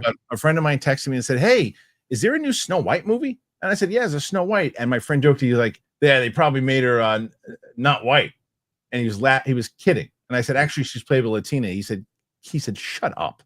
And I said, "No, I'm serious. It's Latina actress. They did take a different race."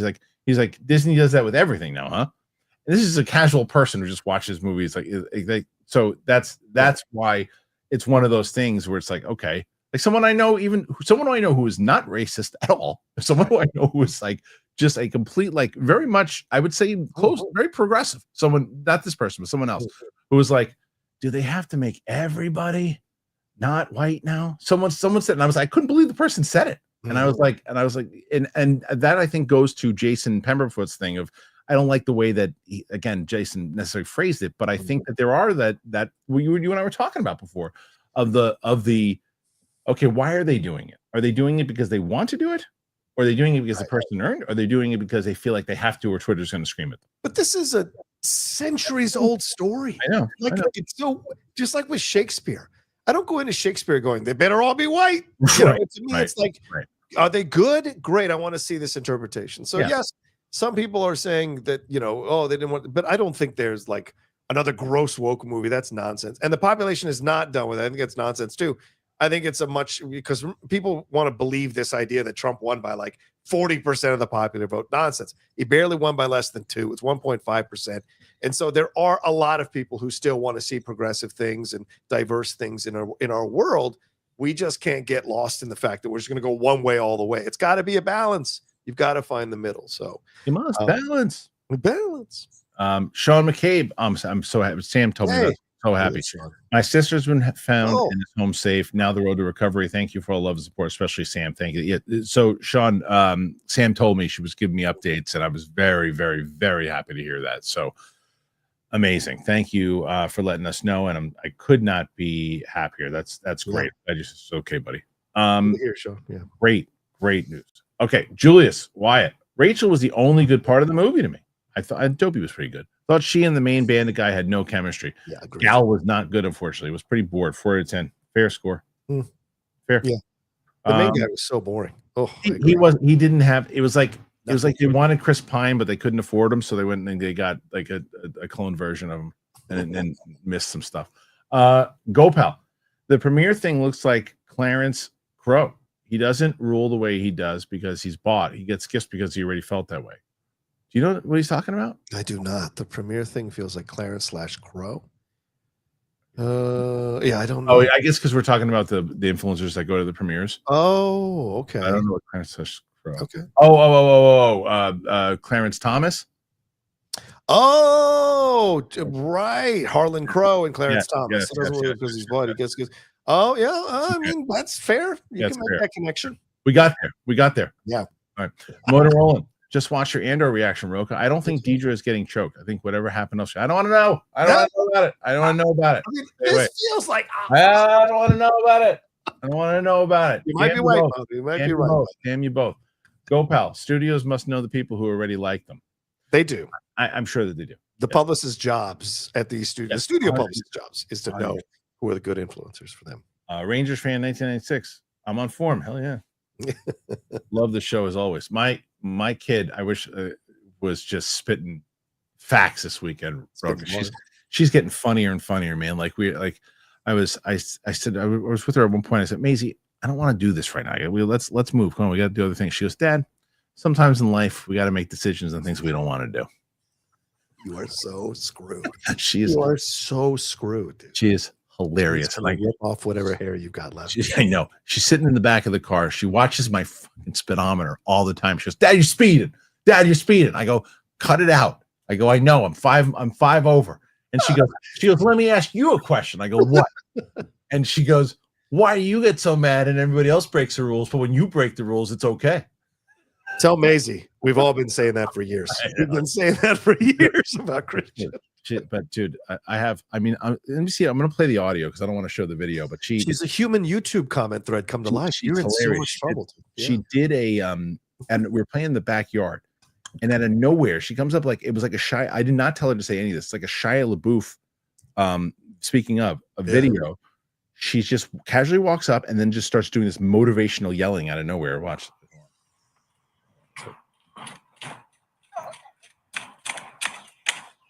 You want to be strong, want to be tough?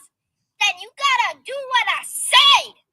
Do everything your mom taught you. Be focused, strong, amazing. Do the ball, be the ball. Everything else is you.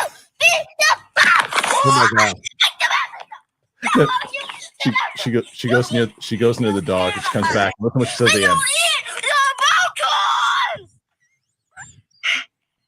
Am I still filming? It was the best. Oh it was the best. It was amazing. hilarious. It was so good. I need to record me motivational stuff for the morning. I'm telling you, she just started doing it. I said to my wife, she goes, "Did you tell her to say that?" I said, "I told her to say none of that." Mike Joyce, was Godot hamming it up, or is she just an awful actor? I think it's a little bit of both. I don't mind her acting as much as John does, but it was hard to argue with John after that movie. She's really bad in it. She's really bad in the movie. She is only good if you have the right director. She's only, and Mark Webb was not going to be the one to get a great performance out of her. And kudos to Patty Jenkins, who got one great performance out of her that she's been living off of. Yeah, like, really, honestly, she was all right in the Fast and Furious movie. Oh please, 30 people in that movie. She's fine. I'm just saying though, like she just was not. She was not good in this. Unheard Sirens Incorporated. I'm kind of glad studios are saying they want to scale back on political messaging.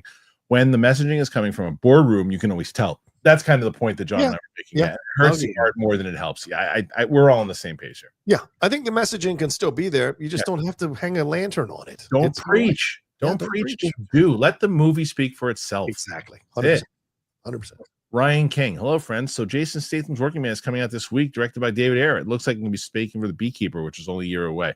I have not watched a trailer. I don't want to know anything about it. You haven't watched one trailer for Working Man? Nope. I don't want to know. I want to know nothing about it because I know I can tell you what it is. I can tell you exactly what the movie is, and it's going to deliver. That's all I want.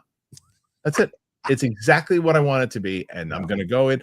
I'm going tonight for work, but I'm going as much as I am for work. I'm going as a fan. Yeah. I'm going to just sit back and just watch Jason Statham kick ass and say, "You know what I mean?" That's it. That's it. Brian King. I've seen Snow White twice now. Hey, man. Boy. I'd say it's probably my third favorite live action remake behind Cinderella and Little Mermaid. Good for Ryan. I love the new feel and story, plus the OG stuff was out there too. Now, this is my point. Okay. Ryan can go ahead and say that, right? Right. And he can tweet it up. Now, if Ryan made YouTube videos, Ryan would get destroyed in the comment section for his honest opinion of what he thought about the movie. You're a shill, Ryan. He's a shill. He's a left-wing person. He did this. He voted for this person. He does this. He's a soy boy. He does blah, blah, blah, blah. Soy boy is my favorite. Just because he did that. Just because he did that. Yeah. And it's like you can't win. You can't win. But Ryan King is just posting a comment so he can say whatever he wants to say. But it's just like, it is what it is. But Ryan, I'm glad you enjoyed the movie, my friend. Ditto. Yeah. Okay. Next one. Again, we got 60, John. 60. That's a good start for Monday. Come on. Can you get to 100 before we go? There are some angry people who are making comments. Send in some comments so I can get angry. Come on, y'all. Jake, I think I'm done with trailers minus initial teasers. I think I'm with you, Jake. I feel like the less I see of something I'm excited for, the more pumped I am going in. Cal got mad at me the other day because I said that because I kept talking about Sinners, where I wish that Sinners didn't show everything that it showed. Sinners showed too much. I'm going to really go. That's this month, obviously, and I can't wait to see it. But I wish I knew nothing about it. I know too much about that movie already, Or you think? Or I think. That's a great point. I do hope that I come out and go, look, that was a trailer where they duped me. Yeah. They duped me. So I have a feeling he is doing that. I hope so. Yeah. I hope so. But the problem is that it's not the director that makes the decision on the trailers. It's the studios. That's true. That's the problem. So I think that I'm with you, Jake. I don't like the past that initial trailer. I'm not really on board with them. Artem Ziegler should play Ray in the new Star Wars movie. Damn. It's just a bummer now because I think John's 100% right. I think for now she's got to just go back to smaller films for a while. Yeah, just build herself back up again. Yeah. Rangers fan. Doesn't take a rocket scientist to figure out both sides of the aisles are seeing it, so probably shouldn't shit on either side. Hollywood would be dumb. Yeah, exactly what it is. But it's not. But that's not Hollywood on that right. Necessarily. Because I don't think it was. I don't think it was a studio that was going after everybody. It was her. Yeah. Okay. Next one after that. Thank you, Rangers fan. You go any Rangers games so far this year?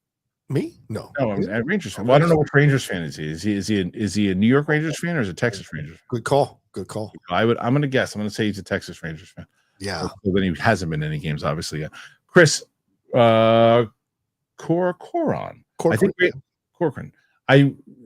Rachel will have a future in theater with her recent Romeo and Juliet. Apparently, she's great in that too. Yes. Romeo and Juliet Broadway show selling very well. She was also cast in Evita in London.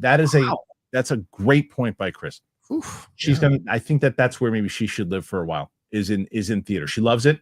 She's young enough to do the schedule. To do it, knock it out, and she's great. And she'll probably that's a great spot for her. I think you're right, Chris. I think that Rachel should live on the Broadway circuit for a while because she's built for it. She's already a great actress. It'll make her even better. Yeah, as an actress. So yeah, why not? Yeah. Why not? She's a real. I mean, she's a phenomenal singer. Is she going to be in the next Hunger Games too?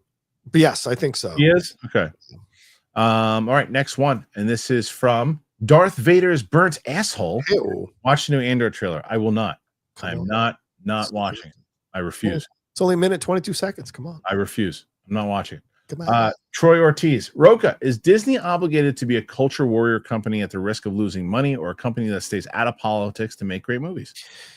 I think they want to have. I think they're saying all the right things, but Disney's brand has always been about inclusion and diversity and respect. And go back to the classic films. It's always outsiders who are trying to be accepted by a society that doesn't want to accept them. With Cinderella, because she's poor, right? And with Snow White, it's the same kind of thing because of the jealousy of it all. So there's always this kind of stuff that goes on within it, but it's about people coming together to fight a common evil, right? So that's always been the message of these movies.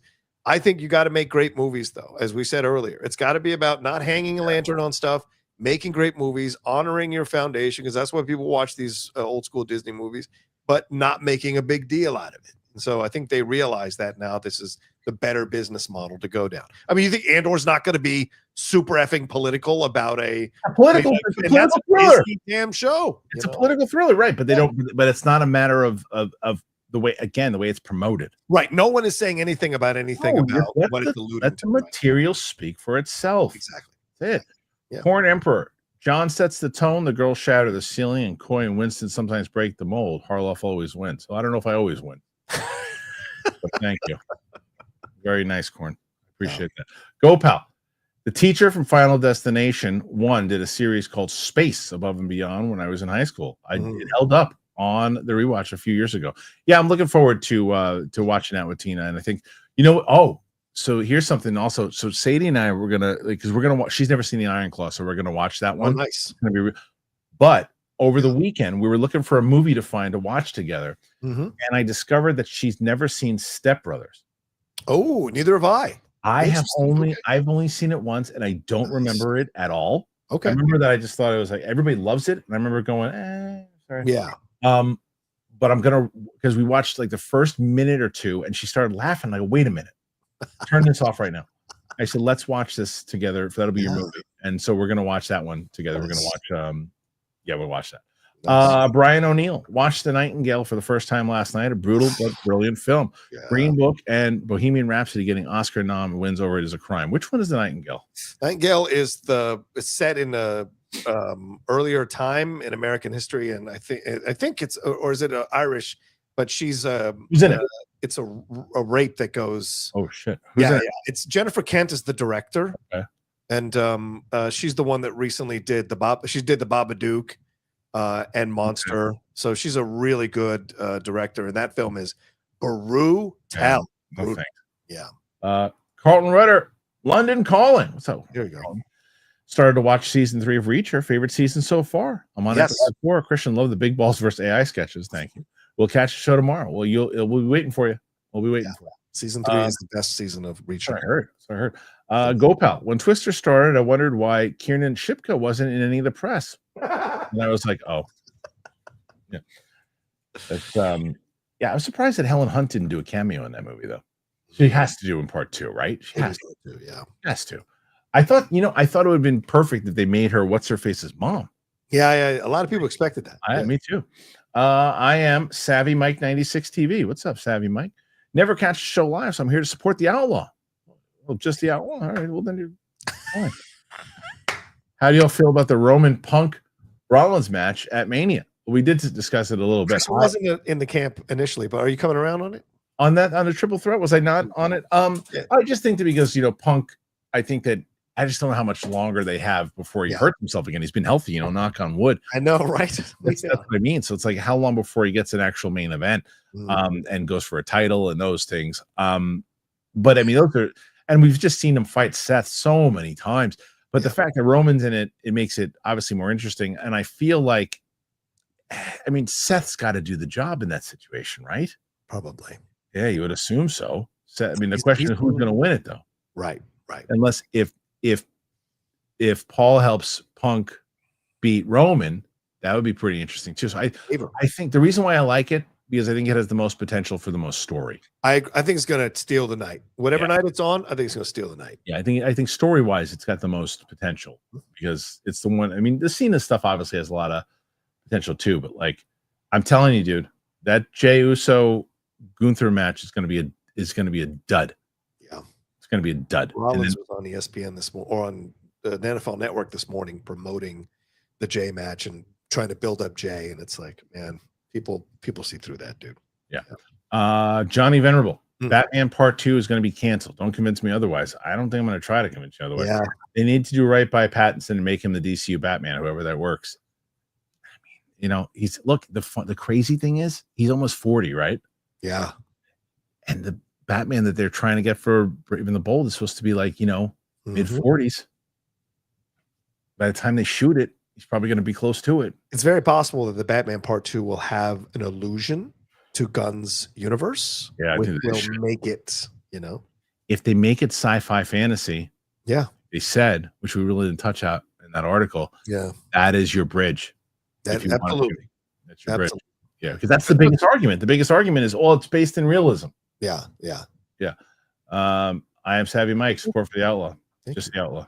That's it. Mike says, I hope you win this week, John. Well, he's doing well. He's at 75 thus. 75, nice. 74. Josh Needle, will film discourse ever be rid of the culture war BS? Not anytime soon. Or is it just part of it now? I'm exhausted and just want to enjoy talking about movies again. Unfortunately, it's until the politics in this country change, it'll be the same because it's ammo.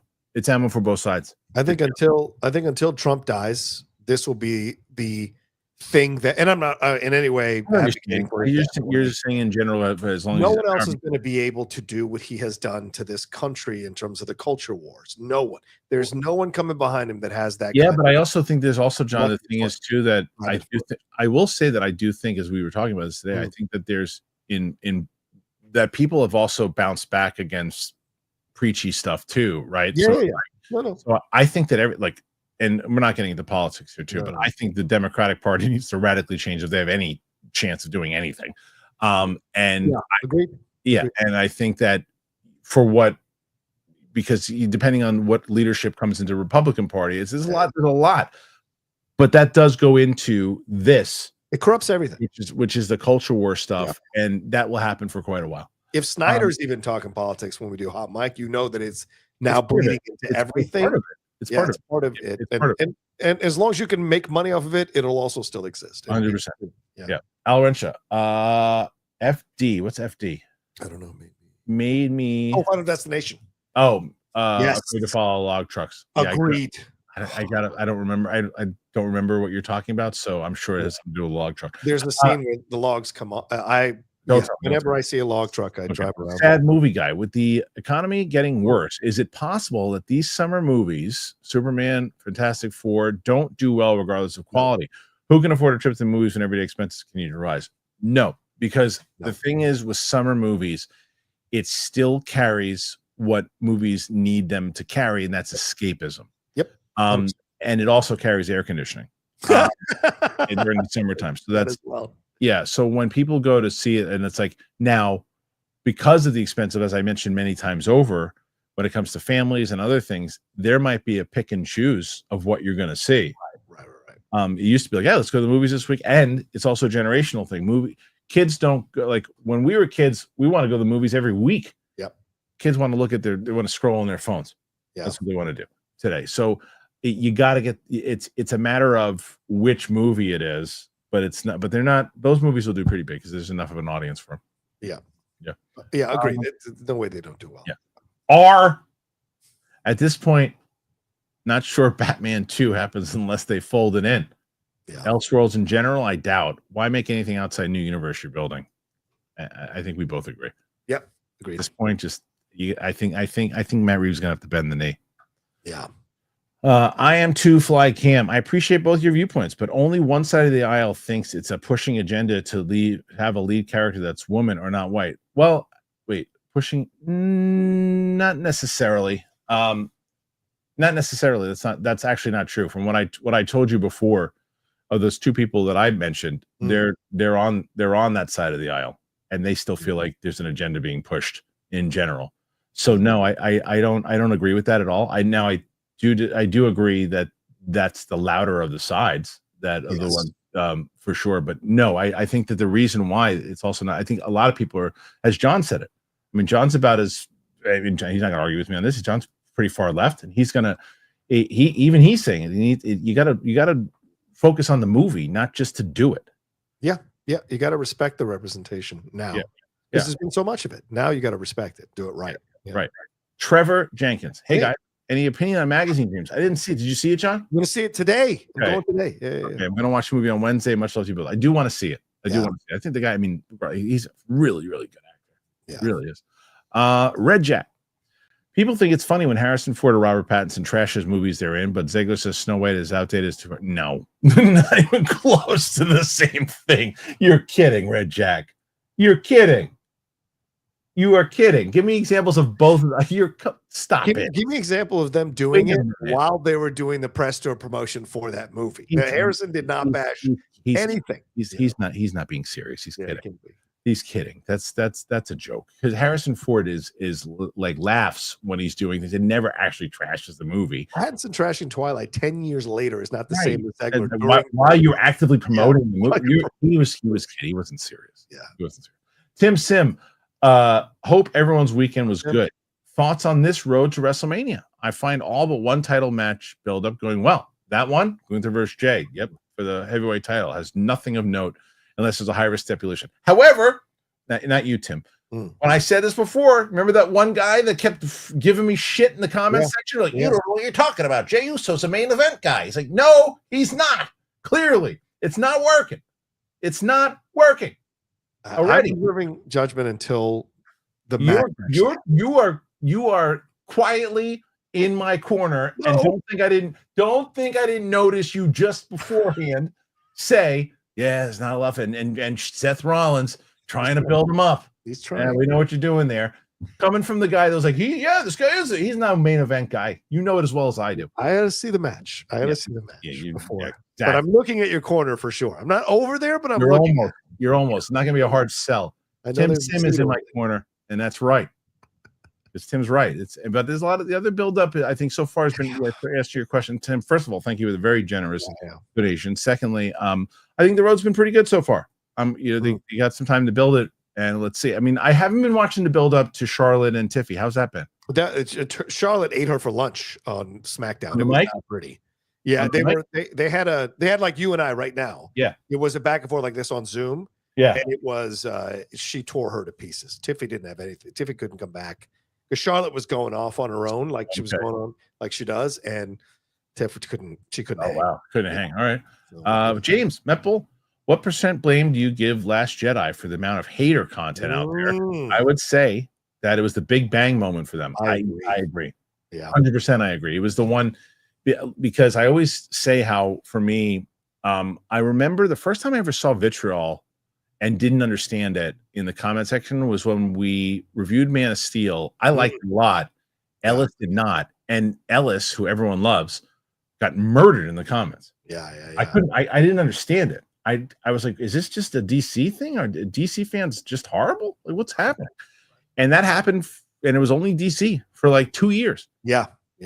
And then I'm like, I remember thinking, oh man, we have a life as Star Wars fans over here. Everybody, Star Wars fans are wonderful. I'm like, oh, they do the Force Awakens because everybody's kumbaya, holding hands, crying in the trailer. Everybody, nobody. Yeah. And then Rogue One comes out. Everybody's, yay, Star Wars is amazing.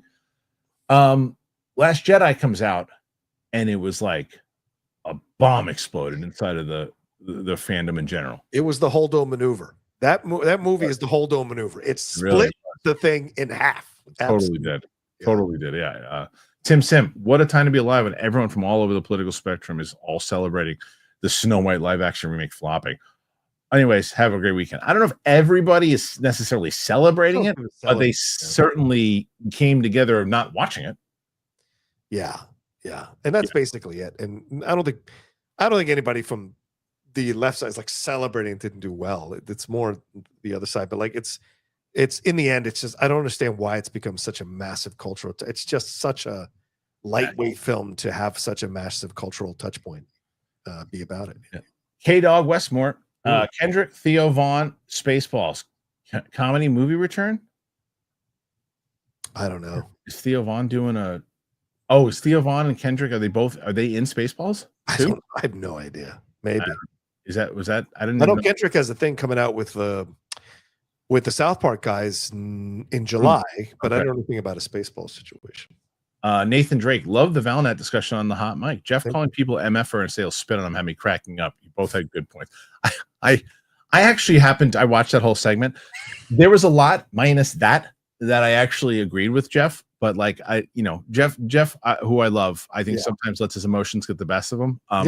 I think that maybe telling, maybe saying something along the lines, because even Rocha tried to say it at one point. He's like, even figuratively, you spit on him figuratively, and just like, but I will say this: and we're speaking about Rob Keyes. I've had nothing but pleasant interactions with Rob Keyes. I've never worked with Rob Keyes. Rob Keyes has always been very, very sweet to me. I've had great conversations with him. I have nothing to say bad about Rob Keyes. I don't know what's going on with those things, so I can't say. But clearly, Jeff has his own issues with Rob. In the same way I told you that I can't say a negative word about Frosty, because Frosty and I get along very well, and he's done nothing but right by me. So I can't, I don't have anything poorly to say about him.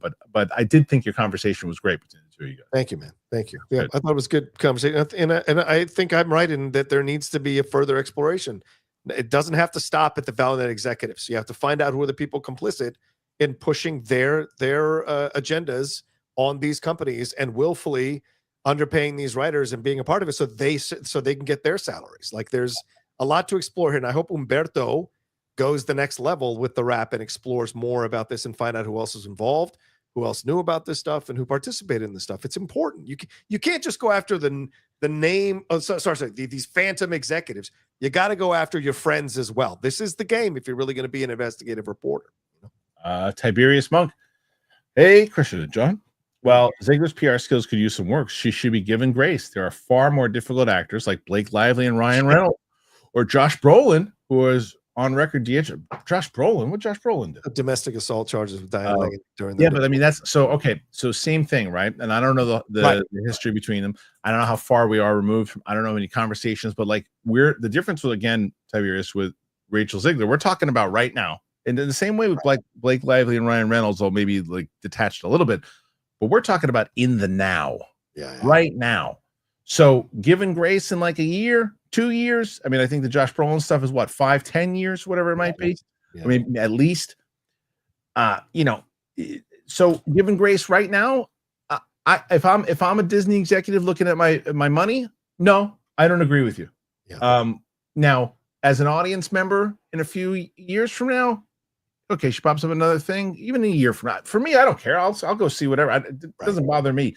But for other people, I think grace could come later on. But the question also is, how's she going to be with that? How's she going to be with this? She going to keep tweeting? She going to keep doing Instagram? I hope she says, because there are two different types of people. There's one person that goes, all right, you know what? I'm going to put this phone down. It's not helping me. Or F the system. I'm going to tweet 10 times as much now. Yeah. I don't know who she is. That's the thing. She may not want the grace. She may not even need the grace because she's going to be who she's going to be. And that's that. So there's a possibility on that as well. I hear your point, but Blake is getting destroyed. So there's not like an idea that she's somehow not getting the same kind of treatment. So there is a balance in that way. Reynolds, that's more like stuff in the wind. The Brolin stuff is 10 years ago. So yeah, there's a difference. Can I show you my age? Based is a compliment, right? Based is a compliment, yes. Okay, good. Because I almost deleted somebody, and I said, "Wait a minute, I think it's a compliment." It is. I left it alone. For the kids. Okay, yeah, that shows you I don't know shit. Anyway, Julius Wyatt just became a member. How do I access the comic? PLD, help us out. How do we access the comic here for the members? I think that we post links and stuff too, but PLD will he'll just put a comment in there and I'll light it up and show people how to do it. Take a break, stop shitting in my hat and tell them how to get the comic. Yeah, tell them how to get the comic because you want to read the comic. And thank you for becoming a member. Nathan Drake, I think there's a lot of fans, Kevin Smith being one of them, who say they don't have much interest in Star Wars unless it's about Skywalkers or Jedi. Well, I mean, I think that's also because that's all you're really giving them to work with, right? You gotta make good stories in general and get people talking. You can go. I think that I'm telling you, Knights of the Republic is where you go. It really is. But now whether or not to do that, I don't know. Yeah, I'm not sure. And I don't know. I don't know if Kevin Smith really said that. I gotta look at that quote up. I don't know if he would say that. Yeah. It's hilarious. Someone said that my daughter could be a pro wrestler cutting promos. 100%. Probably could. She does like wrestling better than some of the people we see doing it now. She does. She got better mic skills than a lot of these people. Hank Pym, Snow White was fine. I felt Gal's inability to act eventually helped her playing the super corny over the top villain. Her song was actually my favorite. I didn't mind her song, but the reason the over the top thing didn't work, look. Let's talk about Mirror Mirror. That entire movie is over the top. So what Julia Roberts is doing and against what Lily Collins is doing and what Armie Hammer, they're all doing the same thing. Whether you like that movie or not, they're all doing the same thing. Yeah. It's not like one person's out of place. Everybody's doing the same thing in that movie. Yeah, terrible acting. What's that? Terrible acting. Go ahead. But nonetheless, though, it's like you look at what this is, she's in a different movie. Yeah, no, 100%. Yes. Yeah. Nathan Drake. Godot reportedly paid $15 million. Yeah. What? I'm saying a million. You're out of your mind. Million? What is she just starting? I don't know. Drake's getting weird numbers from weird places. I don't look know. That up. There's no world. There's no world that she made. I told you at a minimum she made 3. It's like 15. I mean, it's a different time. 15 with a $240 million budget, probably. If your budget's 240 and I'm an actor, if I was in Wonder Woman, regardless of my acting skills or not, and I know your budget's 240, if I'm Gal Gadot's agent, I mean, you got Wonder Woman in this movie, you got a $240 million budget, you're paying her $1 million, sniff my balls, give her 10.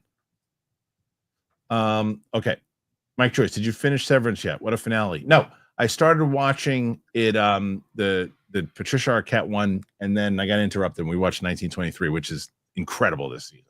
Yeah. Okay.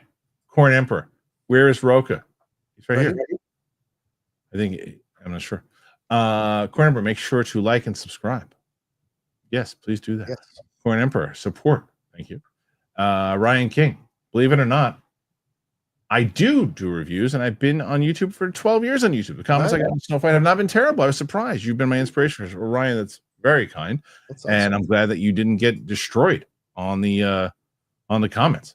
Happy to hear that. So there's no official word on any of the salaries. It's just rumors. $1 million. It's just rumors that she made 15 and Gal made 2. That's the rumors, but nothing is verified. So, okay, let's see. Next one. Oh man, that's horrible. I didn't even know about this. what's going on? Brett Gardner's son died. Yes, that was over the weekend. His 14-year-old son. Sadly. Yeah. Oh. Yeah, it's heartbreaking, man. Very heartbreaking. Oh, poor Brett Gardner. Oh, that's horrible. Oh, it's fucking horrible. Chris, not a Yankee fan, but father. As a father, prayers to the player that lost its thunder. That's during vacation. Oh, that's so horrible. Yeah. Oh, thank you, Chris. Oh man, Sean McCabe, Rocha. Let's do a war movie reaction for Army 250. You should do one. Let's make it happen. Good. Ryan King, I'm a soy boy. Is that what you said? I swear to God, that's my favorite thing. When they come in with the soy boy stuff, I laugh my nuts off. It is such a weak ass insult that you're just like, oh, come on. Is this really? I get a kick. I do get a kick. I laugh sometimes. It's hilarious. It's like that's what you call it. That's my career. All right. Here you go. Rangers fan, 1996. Neither team. Soccer team. Glasgow Rangers. Oh, okay. Johnson and Louisville slapped us around about in the Champions League a couple years ago. There you go. So but I love Glasgow, the Rangers. Yeah, I mean, Steven Gerrard was your manager for a while, won the league title with them. Yeah, man. Respect to the Rangers. Love them. And Celtic. Don't come for me either side. Okay. Eric Kirby, Rocha, name a comic that is not popular with the mainstream public you would like to see made into a movie, live or animated or series. Identity Crisis, the one where one of the superheroes' wives murders one of the superheroes. That's an awesome story, and I wish if DC wanted to go dark, that could be a really fun thing to explore. Yeah. Cupcake Bliss. The great MJ said Republicans buy sneakers too. Yeah. Can we get? He kind of said that, right? Walked it back, but yeah, go ahead. Can we get back to a time where we don't hear about actors' political opinions as much? Well, wait. There's a difference here. It's a lose-lose. You and I are you and I are going to be on the same page on this one. There's a difference. It depends. I don't mind. I want to make that very clear. Yeah, I don't mind. You want to give your political opinions on your like this. I can't stand when people say, "Hey, I follow you on Twitter because I like you in your movies. I don't want to hear your opinions." Then don't follow my personal Twitter. Exactly. I mean, I don't post Twitter. I'm just saying in general. Right. But there. You can do whatever you want. And as John said before, you're on some, let's say Matt Damon goes on some political show to talk politics. Yeah. Free game. Yeah. For me, I hate it at the Oscars unless it's the movie itself is political and you're making a statement, you win, you talk about the movie itself. Right. But if you just you win for a comedy and you start talking about some political thing and going after whoever, that's stupid. Yeah. And then when you're promoting a movie like Snow White and you make it political, then I'm against that type of stuff. Right. But giving their political opinions in general, I don't think that's fair. Well, the overall foundation of the question is ridiculous because Hollywood actors have been giving their opinions since the 1930s and 20s about political stuff. They've campaigned for FDR. They've been out there giving their political opinions during interviews and junkets back then for film. So do your research, look at the 70s actors. They were dumping all kinds of political opinions throughout all their interviews about the movies they were doing. So this is not something new. It's just people have turned this into a marketing thing for themselves to go after this. And why should you get a political opinion, but an actor doesn't? Who are you that you should only get a political opinion, but not an actor? That's nonsense. Nonsense.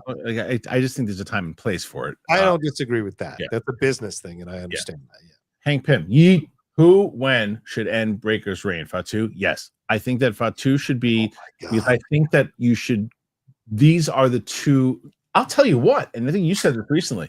Yeah. Ron's getting good on the mic. Yes, he is. Yes, he is. I was worried about him at first when he came in. I'm like, are you just going to be grunting and saying he's really good on the mic. Yes, he is. And he's like, you're very well-spoken dude. And like the way that I've heard him on other things and like he can be funny also. And like, there's things that, this is your next guy. Oh, 100%. He's your guy. You just can't find a ring strong enough to put him and Fatu in that won't get destroyed. I know. Get wrecked. Yeah. Who's he fighting at WrestleMania? I don't think they've said. I haven't seen it yet. Okay. Yeah. I'll watch Raw tonight and get all that lined up. Yeah. All right. Alban Earth, you Raw. Rachel is 3/4 white. Latinos can be white, black, brown, and Asian. It's an ethnic label and not a racial one. It's fair. Yeah. Fair. Abernathy follows it up. Anyone mad about a supposed race swap is either ignorant or racist that believes in the one drop rule. I thought the way that I knew people were still going to piss people off, but I thought the way that they handled it, I was like, okay, how are they going to explain skin with skin as fair as snow or whatever they said, as white as snow? And I was like, when I saw them, how they, and they go, oh, okay, they did it that way. It's going to piss everybody off, but that's how they're telling this story. It's a multiverse story. So I looked at it, I'm like, whatever. Isn't the greatest race swap Jesus? I mean, Jesus is described as a brown-skinned dude from the Middle East in the Bible. He's not described as a white dude, yet he's a white dude in all these paintings. So it's like they're picking and choosing things to be upset about, and it's not fully like consistent. And I think that's my problem with that kind of stuff. So anyway. Philly G, thank you, Philly.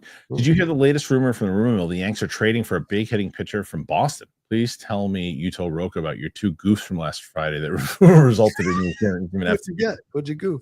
I read this article about Ana de Armas doing this Sony movie. Yeah. The one where she was, it was a new kind of spin-off Sony villain movie or something from the Spider-Man thing. It was from December of 2023. Then I did another one. That happens, dude. Yeah, then I did a second one. I think it might have been Ana de Armas again, but I did another one too long after. But it was funny, and someone just said, I think it might have been Philly J. I'm not sure, but somebody just wrote F. It's perfect. It's hilarious. We're laughing our ass off about it. But no, I didn't hear anything. Who are they trying to? I don't know who the pitcher they're going for. I don't know what they're. I mean, we're about to start the season this Thursday, so I don't know. Dude, my buddy just texted me the other day. You going? What? I'm going to the Yankees versus Mets in May. Nice. Yeah, it's gonna be crazy with what's his face Soto back. Yeah. Cooley Hyde. Hey guys, fam didn't want to watch Snow White this weekend. Yeah, waiting for Disney Plus. I think that is another. Yeah, I agree. I think a lot of people said, "Is it worth spending the money on?" Yeah, we've heard of Disney Plus. It just didn't feel like I got to see this in theaters. Yeah, I think that was a massive reason. I agree. It wasn't that great. They don't do great numbers on Disney Plus. I agree. In the same way that the Red One did. Yeah. Right. Yeah. Tiberius Monk. Life question for Kristian and John. Name a time where you stood up for what you believed in, even when it was difficult to do so. I mean, just check. I don't know, John. You could pick 5 times from John on Twitter in the last week. I was just gonna say a day that ends in Y. A day that ends in Y. Yeah, I'm trying to think for me. I'll give you one for Kristian. When you stood up about the school shootings and the gun. I thought that was a very. You don't usually make principled stances about political stuff or like inflammatory political stuff on social media. When you spoke about it after a school shooting a few years ago, I thought that was a pretty amazing thing to do, when you risked people coming back at you for it. So I will say that. I'll give you credit for that one. I'll steal that one from John. That's one I did. Wild Man Beyond. I'm surprised you haven't watched the final episode. I did. I watched the whole thing. Yeah, I watched the whole season. Maybe got confused with Severance or whatever. No, maybe you just didn't hear me talk about it. I missed the episode I talked about it, but I did. I saw it and I really liked it. I thought it was a great finale. I thought the guys did. I actually reached out to Josh, John, and Hayden, and congratulated them on a great season, a great series in general. Oh yeah. You're at 84, John. 84 as we're reaching towards the end of the show here. Okay, pretty damn good. Pretty damn good. Unheard Sirens Incorporated. Java's Gunther is going to open night 2. Good. And be a main event, not a main event. Yeah, agreed. Smart. It should. Yeah, it should, because you know why? You know why that would work? You get the audience moving. Yep. Get them moving. Yep. And then they'll probably give them the title, and then they'll take it off of them in like 3 months. I don't know now. The reaction to his botch last week has been pretty brutal. We'll see. Well, why do I have to say these things? And people don't listen to me. What's that? People don't listen to me. I remember that guy that was in the comment section. Oh, you just I don't watch the product enough, so I don't know that Jey Uso is a main event wrestler, and everyone is turning against him now. Yeah, it's getting we'll see. Because you can, there's only so long you can you fake it until you make it. But I mean, there's only so long you can fake it until you don't make it. Yeah, that's a good point. Nerds engage. Why does John hate Frosty? I don't hate him as a person.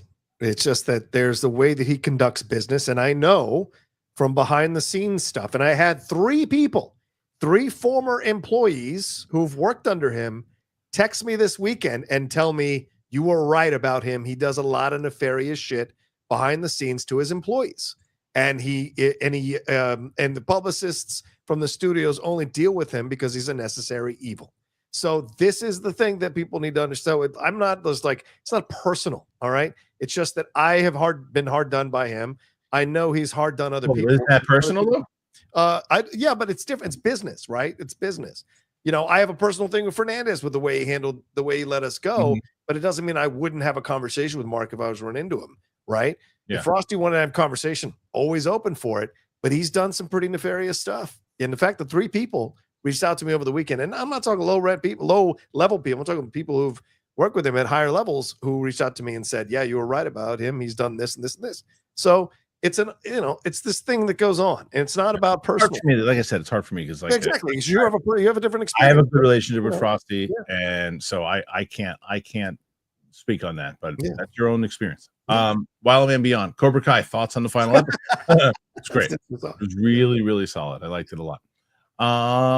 Campy as face pimple. Real nice. Hey, what Snow White live action movie is better? Mirror Mirror. It's got Julia Roberts. You're so insane. What? That's such a terrible movie. She's great. Oh, you're insane. Good. She'll win the Oscar for that movie. I don't know if there's a good live action Snow White movie. I just gave it to you. No, you did. Yep.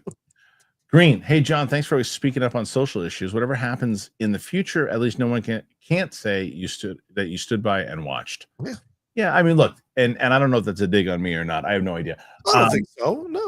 But because I do think there's a time for people that do that. Like, because I don't feel like I'm standing by and watching, because I don't necessarily go, hey, you know what? And it's not a shot on John, but not because I'm going to go, hey, you know what I feel like today? And how do you feel about that? You want to go at it? You want to do it? You want to do it? Hey, just because I don't do that, you don't know what I do behind closed door. You don't know what I do, what else I do in conversations I have. So how the hell do you know? And I'm not saying that you are Green. I'm just saying that if people say that, I always take issue with people like, well, they're not speaking up about it and they're not using their platform to do. I had someone say that to me once. I don't feel like you use your platform enough to. And I was like, you don't think I use my platform enough to express your beliefs? Right. Is what you're saying. Right. So, and if I don't, then I'm not on your team. That's what it comes down to. That's where we're at. Is if I don't use my platform, then I'm not fighting the same fight. Then I shouldn't be associated with. If that's the case.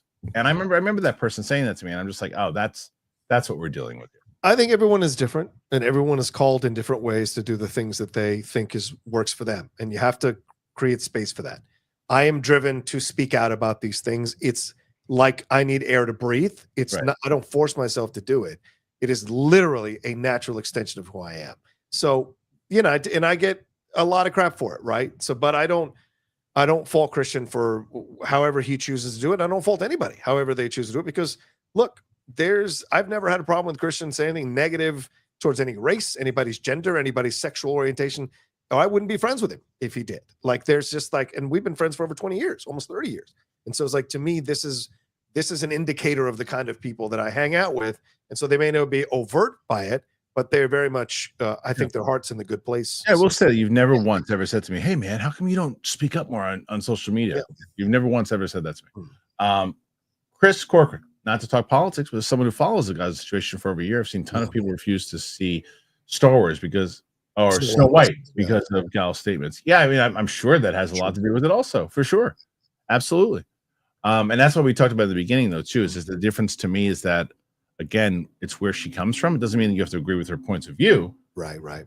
But I think that people should go like, it's not like she's not just randomly saying, hey, you know what? This is who I support because it's where she's from.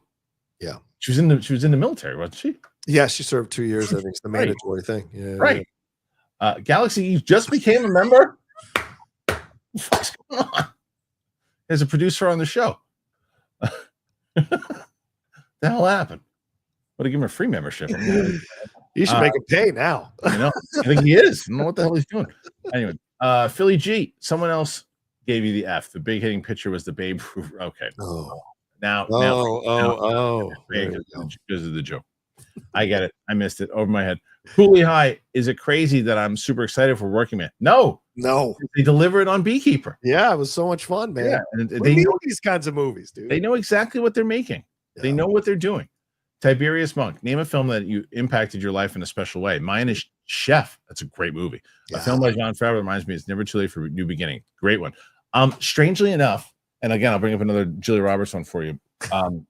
Closer. Oh, because I was going through a really bad breakup about a week before I saw that movie, and it was like therapy. It was really like that. There was that moment where actually Clive Owen tells Julia Roberts to go fuck herself, right? And like I felt like I was at a Yankee game and John Leyritz just hit a home run. And I was like, yeah, it was great. It was therapeutic. Yeah, it was really good. Yeah, mine's probably Malcolm X. I saw it in my early 20s at a time when I was really kind of lost about what I want to do with my life. And there's a great line. And I got to say this to Denzel because Collider sent me for that Equalizer 2 press conference or a junket. I got to tell Denzel, like that line when he says that you should never be part of something that you don't know the people who are a part of it, that you don't explore the people who are part of it, and you should pick your life. And there was just something about it that just hit me at the right time, and it changed my life. So yeah, Malcolm X. Eric Kirby. Rocha, are you watching Invincible? A great season. I have to catch up. I'm sorry. I'm so behind on everything. Yeah. Dino Spumoni. Look, guys, I agree that we need to market to both sides of the aisle about people who use racial slurs like Snow Brown isn't a side of the aisle. They're loud assholes in the background. Who's disagreeing with that? Yeah. I mean, I don't think anybody disagrees with that. Yeah. We're talking about rational people. On both we're talking about two different things. I mean, I'm not sure what you mean there, Dino, because I don't think anybody disagrees with that. But you need to market to both sides of the aisles. You're talking about a bunch of ignorant turds who happen to be on one side of the aisle.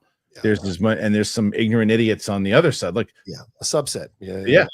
So, but that doesn't take away from the initially what you say. You have to market to both sides of the aisle because those people are never coming to your movie, so it doesn't really matter. It doesn't matter what you do. They just want it to bomb, and they're like, "Good, see, you make a good movie. You prove those people wrong. You can get the people in the theater." Like X-Men 97. Yeah. Space Jesus. I think that Jay should lose like John Cena did at SummerSlam against Brock.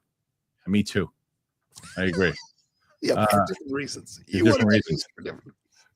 Grim Bear 13. For me, there are so many controversies around Snow White, and I'm a bit tired of live action remakes. So even with A-list, I want to save more my time.